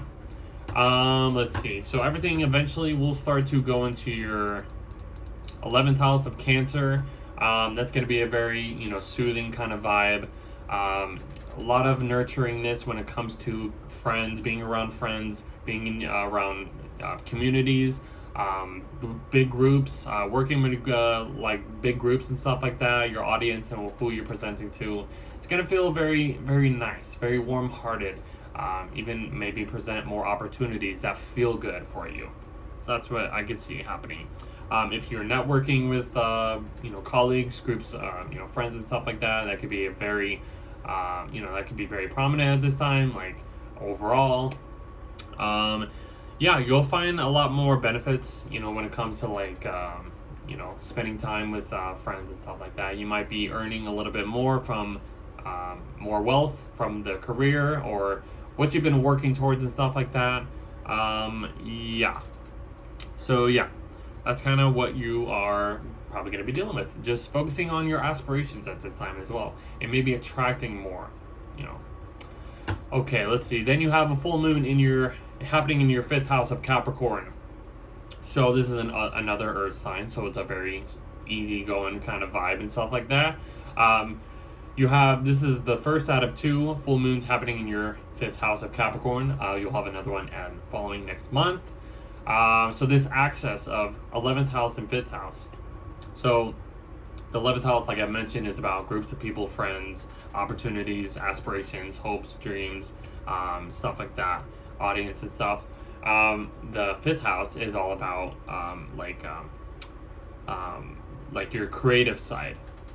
It's a very creative place. Hobbies, children, romance, conception, fertility, bucket list your bucket list, inspirations, stuff like that. So you're gonna there's gonna be some type of balance forming here, which could, I feel like this could be very, very easy and easier for you, Virgos, or maybe for any other earth sign or water signs. This will feel good. It'll speak your language. This will bring more security, or some type of structure will feel safe. Maybe when you're working with these people and they really kind of help your creative side, help you enhance this creative side that you need in order to gain more attention, or your audience or whatever can grow, something like that. That's what I can say. And that's about it. And then Saturn will station retrograde in your 7th house of relationships. That's a big shift. So in general, what maybe you've been, Saturn in your 7th house has probably not felt easy. You've been probably, you've been probably like very tested when it comes to like relationships that actually matter, that relationships or commitments or agreements that can actually stand the test of time for you. So yeah, whatever responsibilities that you've been presented with since Saturn's been direct, this is going to be the time to really go over these people. Like I've said, I feel like I've said this many times, for Virgo risings in like the videos, especially in I think the first video I made when Saturn went into Pisces and stuff like that. Huge deal for Virgos in general, because it's like relationships will be tested, and I think I've said that many times, and it will continue to be tested until Saturn leaves this area of life for you. Even when Saturn moves into the sign of Aries, it's gonna like really get deeper into these relationships and stuff like that for you Virgos. So yeah, you're gonna be tested with these relationships for a very long time. But what I was saying about Leos, take one step at a time. Take one step at a time. Know the boundaries that are being presented to you when it comes to relationships in general, agreements, contracts, business partners, stuff like that. Even if marriage is a part of this, maybe Saturn is like trying to see if this is worth it to get married, or maybe to not. Maybe some of you have been going through divorces and stuff like that, and that's probably what Saturn's been doing, really putting the damper on the reality of relationships, of who you're connecting with. So just take it easy, Virgos. That's all I can say. Just take it easy, one step at a time. Know your worth, and know that sometimes people are not going to always be there. Some people are not going to be worth it. So I can go on and on about that. So just take one step at a time, Virgos. You will understand a little bit more over the next 4 to 5 months as Saturn goes retrograde and stuff like that. So let's move on to Libras.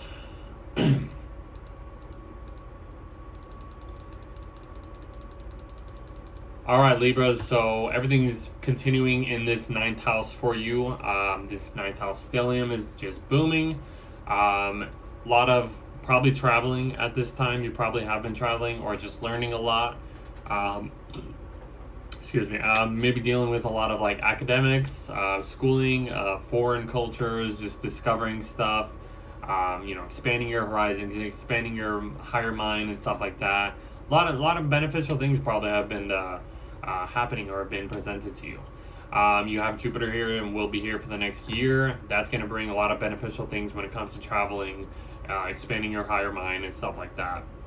So you have the new moon here as well on the 6th, resetting these intentions, these just stuff to do with like like I said, traveling, learning more, teaching, publishing, stuff like that. So yeah. If you are dealing with any legal matters or stuff that, to do with like politics or stuff like that, I don't know, just certain things, certain other keywords that may present themselves over this month. You also have Mars moving into your 8th house of Taurus on the 8th of the month. So that's going to shift the whole vibe. Mars is moving out of your relationship house to a much deeper part of your relationships. An area of life for you. So maybe all this energy, ambitious energy that you've had since Mars has been in your 7th house of Aries, giving you a lot more energy, working with people, doing things with other people. This will really deepen these connections, these desires that you have. Maybe going on a lot more joint ventures with these partners. Maybe cutting off some debt. Because that's another key word for Mars. It's really kind of cutting things out. Mars in the 8th is possible to have sex.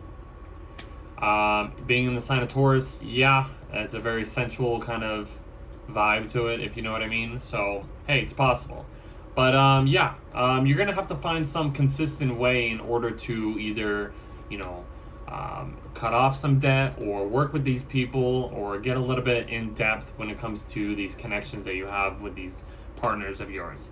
So you could be maybe going after shared resources to inherit more savings or inherit more resources from other people. It's possible. So yeah, this will be the vibe for you Libras over this next month or so.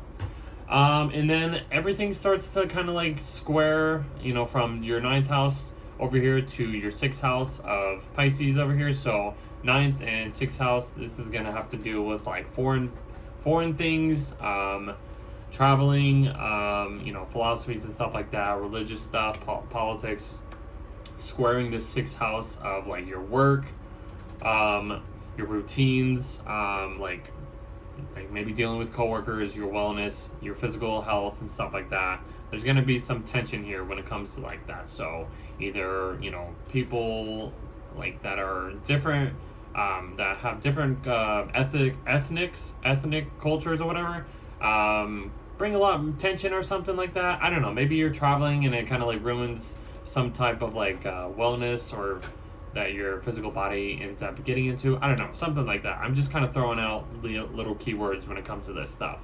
So yeah, let's move on. Then everything starts to move into your 10th house of Cancer, and that is gonna shift the whole vibe. Moving into your more public area of life. This is gonna focus on career, what you're obligated to do. Maybe you're taking on more of an authoritarian role, or just doing more things in the public and putting that spotlight out there. And then you also have, are we going to, yeah, you also have a full moon happening in your 4th house of Capricorn. So it's kind of like the opposite of what I was talking about for Aries, but this is going to be the first full moon out of 2 full moons happening in your in the sign of Capricorn for you. So this public 10th house and your 4th house, which is about your living situation, home, what's hidden, what your most hidden kind of safe space, basically, stuff like that. This access for you Libras is really you're gonna have to find some type of like structure or something that really kind of helps protect your work home life or something like that. This is going to be the main focus over this next month, because you have another full moon happening in this area of life for you. So full moon, coming to fullness, fruition, and illuminating and stuff like that. But yeah, maybe there's going to be a little bit of tension when it comes to your home living situation and when it comes to work or your career or anything public. So something like that. And then basically that's basically it. And then Saturn will eventually go retrograde in your 6th house of Pisces by the 29th. And like I said in the beginning of this the video, so this is as far as Saturn's gonna get in the sign of Pisces. So any responsibilities that you've been presented with since Saturn's been direct in this area of life, which has been about work. You've probably been working your ass off, probably since Saturn's been in this area of life for you, really testing your long-term goals, or just like really putting the test when it comes to working hard and stuff like that. So yeah, and then Saturn's going to go retrograde over the next 4 to 5 months after this point. So you're going to see what works for you when it comes to work, what doesn't work for you, maybe heal any type of physical injuries or something like that. Yeah, so you're going to be presented with that. So yeah, let me get a drink of water. All right, moving on.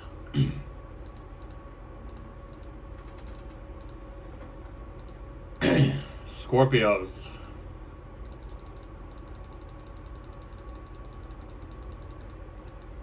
All right, everything is in your 8th house of Gemini at this point.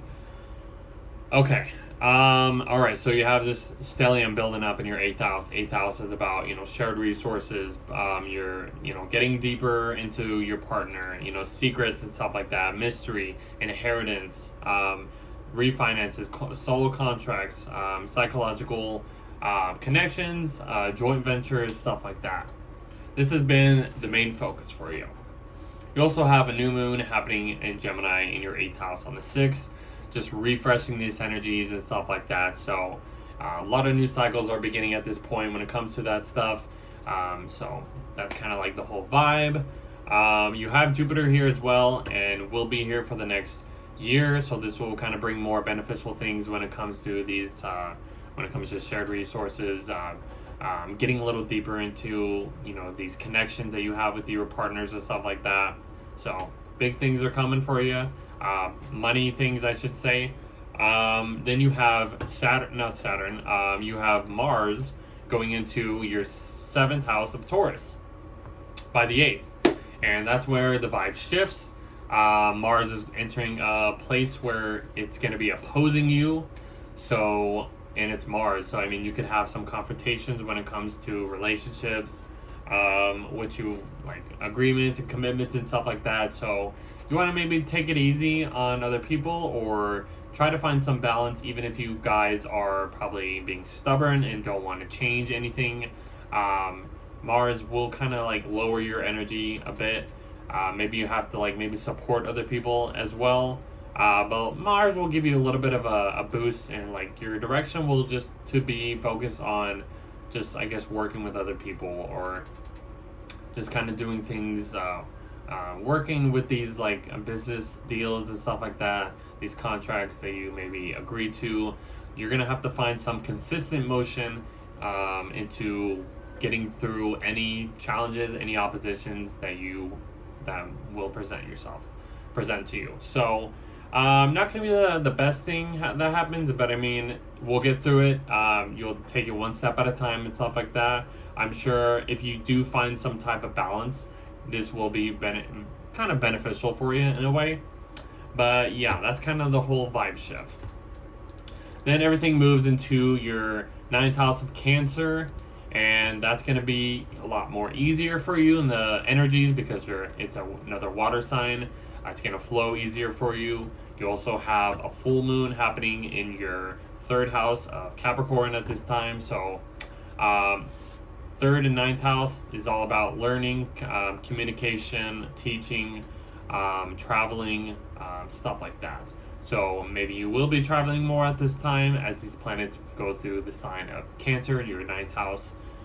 Maybe you'll be learning, you know, taking some academic courses or something like that. You never know.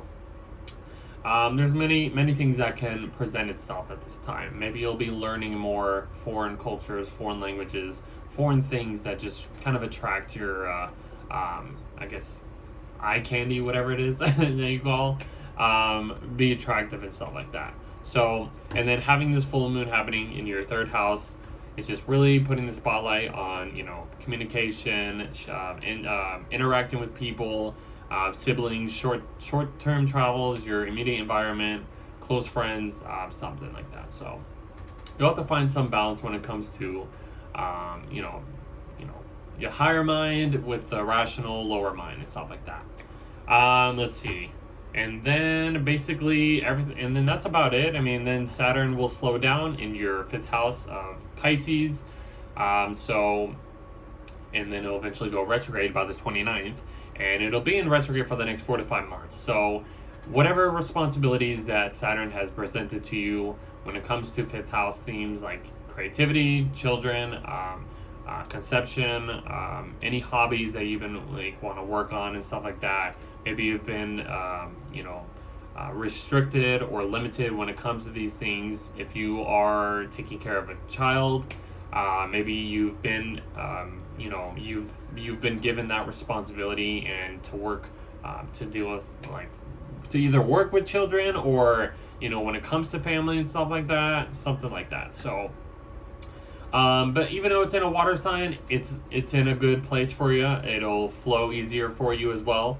So that'll kind of just be, you know, the test and what you will be tested with when it comes to like creativity, self-expressions, pleasures, any apprenticeship programs or things that you're trying to do, like entrepreneur stuff, your bucket list, inspirations, desires, dating, romance, pregnancy, stuff like that. That's going to be the whole vibe of what's going on for you as Saturn goes back over this area of life for you. All right, that's about it. Let's move on to Sag. All right, Sag. So everything is in your 7th house of Gemini, other people. Your 7th house is really focused during this time and continues over this month. You're going to be, this is one of those signs that actually puts the focus onto relationships, as well as I think Scorpio had a little bit of 8th house themes too as well. So, but yeah, this is like one-on-one connections, business contracts, business partnerships, like any clients, any support. It's in your opposite sign. I mean, these relationships will start to expand and be very beneficial having your ruler in the opposite sign, your ruler Jupiter in the opposite sign of Gemini over the next year. So you're gonna see all these beneficial opportunities presented to you when it comes to other people, contracts, working with other people, partnerships. If you're thinking about marriage, you'll see some benefits out of that too as well. Commitments, supports. You might be presented with more open enemies. I've heard and researched about Jupiter being in the 7th house. Jupiter expands anything it touches, so, and that's a possibility, and I've learned about that. So just to put that out there. But overall for this month, yeah, there might be some challenges when it comes to like relationships and your home, your living situation, having this square to Saturn, Neptune, stuff like that. But you'll get past it. You'll learn what you need and what's tested and what's worth it and what's not worth it. So Mars will eventually enter your 6th house, shifting the whole vibe. So this is maybe gonna calm the energy down a bit.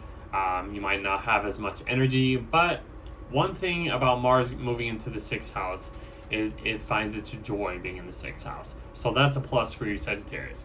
Even though Mars isn't in the best place, it's a detriment in the sign of Taurus, you'll have to find some consistent way of working, basically in general, serving others, taking care of your health. If you're doing any fitness training or whatever, you'll have to like find some time to like work out and keep the emotion rolling in a way, keep the ball rolling. So that's going to be very interesting. Mars is also about cutting things out, so maybe cutting some type of work you usually do and you're changing it up a bit or something. Cutting out some people that you work with that you want no interest in. Just possibilities I'm thinking of. So yeah, that's gonna be the whole vibe, having Mars in the 6th house for you. And then after that, everything starts to move into your 8th house of Cancer. So that kind of shifts the whole vibe for you. Gets a little bit more deeper, like I said, in the relationships. It's a water sign, so that's gonna at least maybe water down your fiery nature. Like I said with Leos, not gonna be the best time, but it is a time to just really understand these relationships and understand the emotional side to these. Every time the planet's moving into Cancer, it's going into your 8th house. 8th house is about shared resources, psychological connections, or just psychology in general. Soul contracts, refinancing. It's a mysterious house, very secretive house and stuff like that. You have Venus here. Maybe you want to be a little bit more secretive when it comes to relationships, kind of keeping things between you and your partner. But a lot of inheritance, maybe doing more joint ventures with you and your partner and stuff like that. That's what I could see. You have a full moon happening in your 2nd house of Capricorn. This is the first of 2 full moons, I should say, having it in this sign for you. You'll have another full moon in Capricorn next month in July, but this is the first one. This is a full moon. Energy is high, culminating, coming to fruition, illuminating just at its fullest when it comes to 2nd house themes: money, ownership, possessions, your work ethic, values and stuff like that, priorities. So this focus on your money with other people's money is going to be, you're going to have to try to find a balance between that stuff.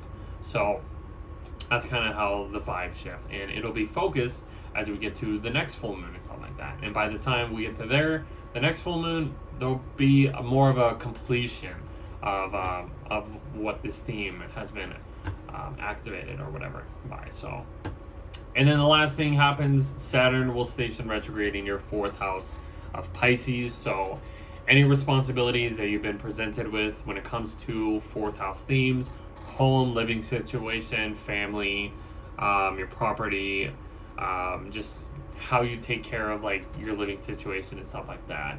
So yeah, you're gonna see what works and what doesn't work. I'm sure, you know, most of Sagittarius people have been, you know, dealing with a lot more home situations, or challenging, or trying to create a more stable home. That's just probably what's a possibility. So that's what I got for you. Let's move on to Capricorns.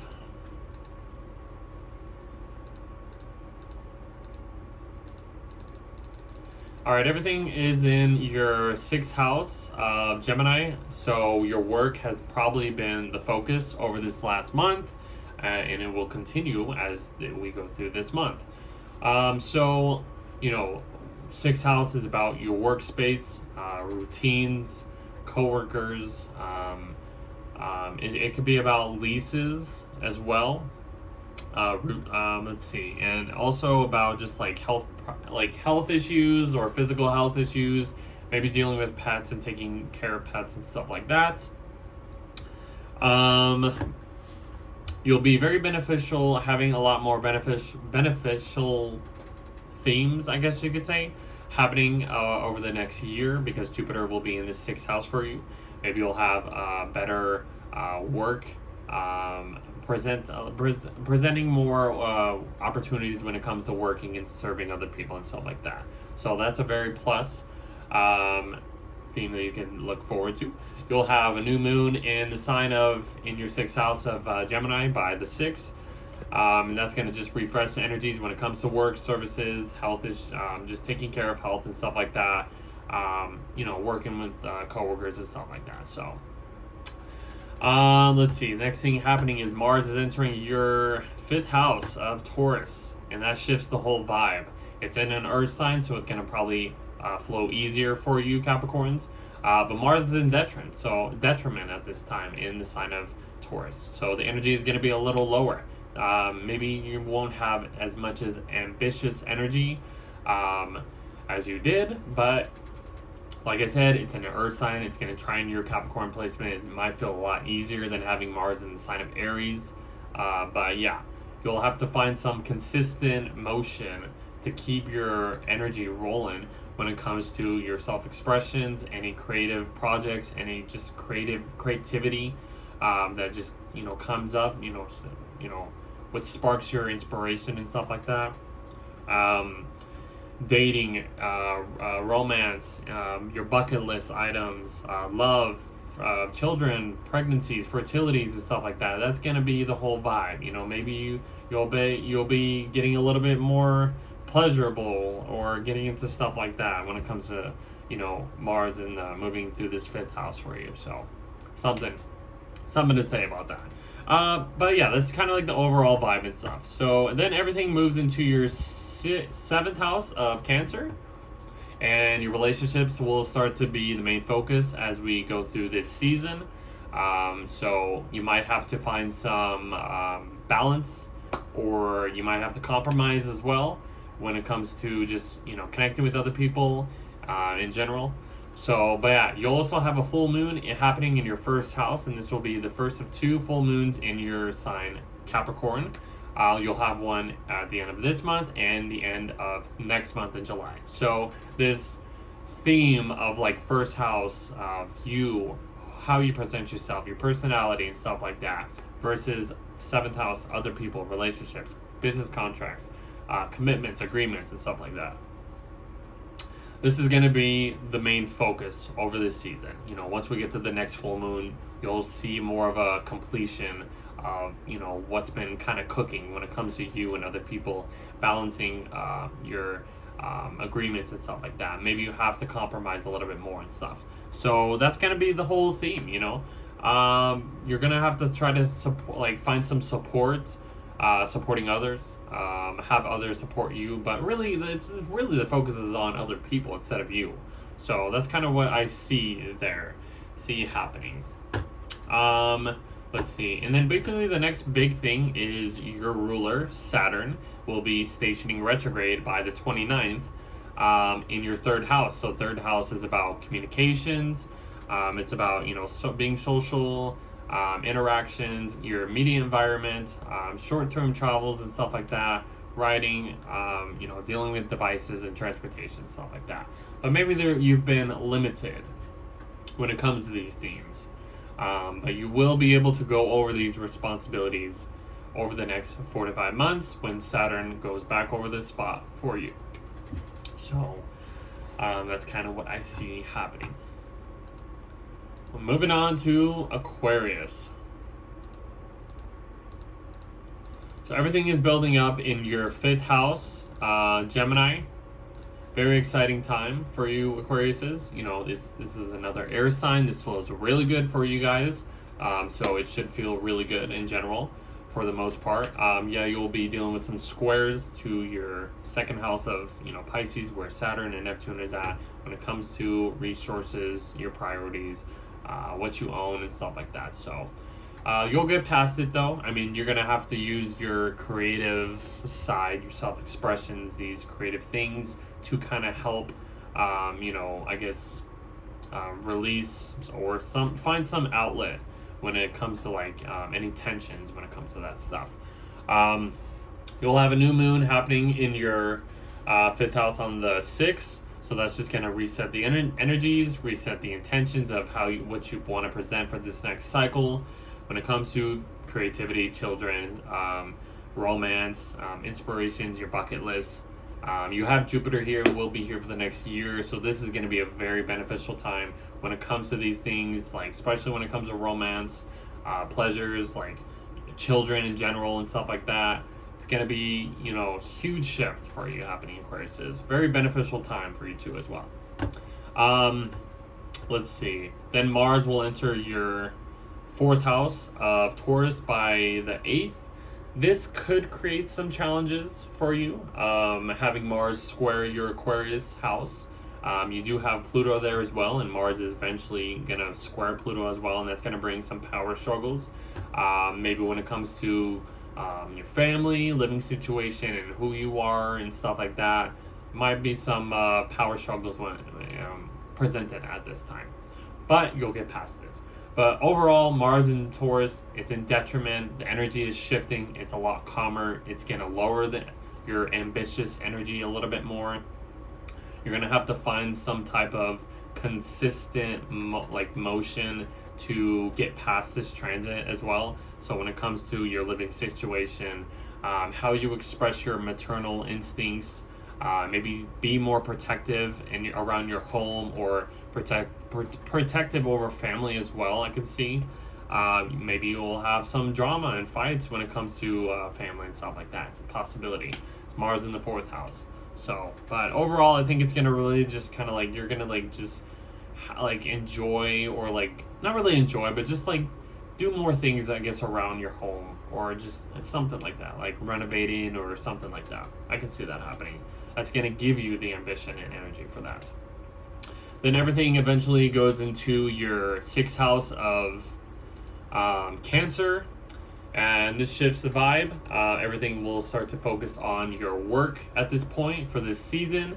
You're going to have to probably just put a little bit more effort into providing what you need in order to, I guess, receive what is right. When we need to work in order to, take care of, this and that, or, earn this and that, or something like that. We need to do these little steps in order to earn what we work for, basically. So you're going to have to find some routine to that works for you when it comes to your work, working with others and stuff like that. If you want to work out or take care of any health issues, this would be the best time to do it. So that's a recommendation. Let's see. Then you also have a full moon happening in your 12th house in Capricorn, and this is the first of 2 full moons happening in the sign of Capricorn, and in the sign of your 12th house, I should say, the area of life. Full moons, culminating, illuminating, coming to light, something is completing and stuff like that. This is 12th house for you, so this is really behind the scenes kind of vibe. This is, you know, a spiritual kind of house, you know, maybe taking care of your mental health and stuff like that. This will be, you know, what's really putting the spotlight. This is putting a spotlight in a dark place, and you're just trying to like see like the reflections and seeing what's behind the scenes and see what's in this little dark area for you. You know, there might be some spiders. You might find some spider webs, or you might find some like scary things in this little dark place. This is kind of like a little, you know, this description of that. You know, I feel like that's kind of how it is. But yeah, like I said, you'll have another full moon in this area of life in July, the next month, and you'll probably understand the real fullness and completion of, you know, this area of life. So you're gonna have to find some balance when it comes to your mental health and your physical health and stuff like that. So that's kind of what I can say about that. And eventually, towards the end of the month, Saturn, your ruler, will eventually go retrograde in your second house of Pisces. So second house is about money, is about your money, actually, your resources, your priorities, possessions, values, you know, just material things and stuff that you own. So any responsibilities that you've been presented with since Saturn, your ruler, has been direct. This will be the time to go back over and review what works, what doesn't work. Maybe you've been a little bit restricted or limited when it comes to your spendings. So maybe you, like, Saturn is trying to test you and trying to have you, you know, build up your savings in order to, I don't know, gain something that you want in the long term and stuff like that. So that's kind of what I can see, and that is how the month will present itself for you, Aquariuses. We are going to the last sign, which is Pisces. Okay, hold on. Okay, we'll just start here. So everything is building up in your, in your fourth house for you, Pisces. Your living situation is on the spotlight. Spending time with family, maybe. Anything to do with your property will be continuing this theme. So you have this stellium here building up. You have a new moon in this sign on the 6th. So this is just refreshing the energies when it comes to your living situation, how you express your maternal intuition, your instincts, just deal with family in general, something like that. So, yeah, so that's kind of going to be the whole theme. You have Jupiter here with, which you just entered, your fourth house of Gemini, and we'll be here for the next year. So you'll be presented with more opportunities, abundance when it comes to your living situation. Excuse me, sorry. Maybe having Jupiter here in the fourth house will get you a much bigger house. That's possible. Or just expand your living situation, expand your family. This could be, you know, having somebody, you know, entering your family, maybe a relative or somebody new, or having a baby or something like that. Expanding your family, you know, that's another Jupiter in the fourth house theme. So let's see, what else? Mercury's there for a little bit. Then you have Mars entering, where are we at? Okay, Mars is entering your third house of Taurus by the 8th. So that's where the vibe shifts. Mars is in detriment at this point, but this is really going to change and shift the vibe of what we do in general. You know, Mars doesn't do as well in here, but this will give you a little bit of a energy of like basically having the desire to, you know, learn more, be more sociable, maybe take a little bit of short trips around your immediate environment. You'll have to find some consistent way of, like, you know, keeping this the ball rolling for you when it comes to, you know, this third house themes, which is like, you know, traveling, doing things around in your immediate environment, connecting with others, either socially or in person, like neighbors, close friends, spending time with them, spending time with siblings as well.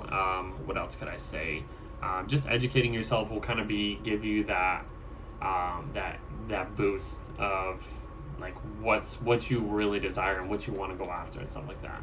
But like I said, it's not going to be as easy. You're going to have to find some consistent way of keeping this ball rolling and stuff like that. So then everything starts to move into your fifth house of Cancer, my bad, for you Pisces. So this is going to be a lot easier for you. It's another water sign. It's going to flow much smoother for you. It's going to speak your language, you know. It's a very emotional, wet kind of type of vibe and stuff like that. You have Venus here. Venus loves to be in the fifth house. She finds her joy being in the fifth house. You have Mercury here. You have the sun here. This is going to be like a very nurturing time when it comes to like how you express yourself. Maybe spending time with children, you know, bringing more of a nurturing side to them. You know, finding hobbies that feel nurturing. You know, this could be romance. This could be dating. This can be, you know, focusing on your bucket list and what's inspirational to you or your passions and stuff like that. You know, going after any passions. So that's kind of what I see happening for you Pisces.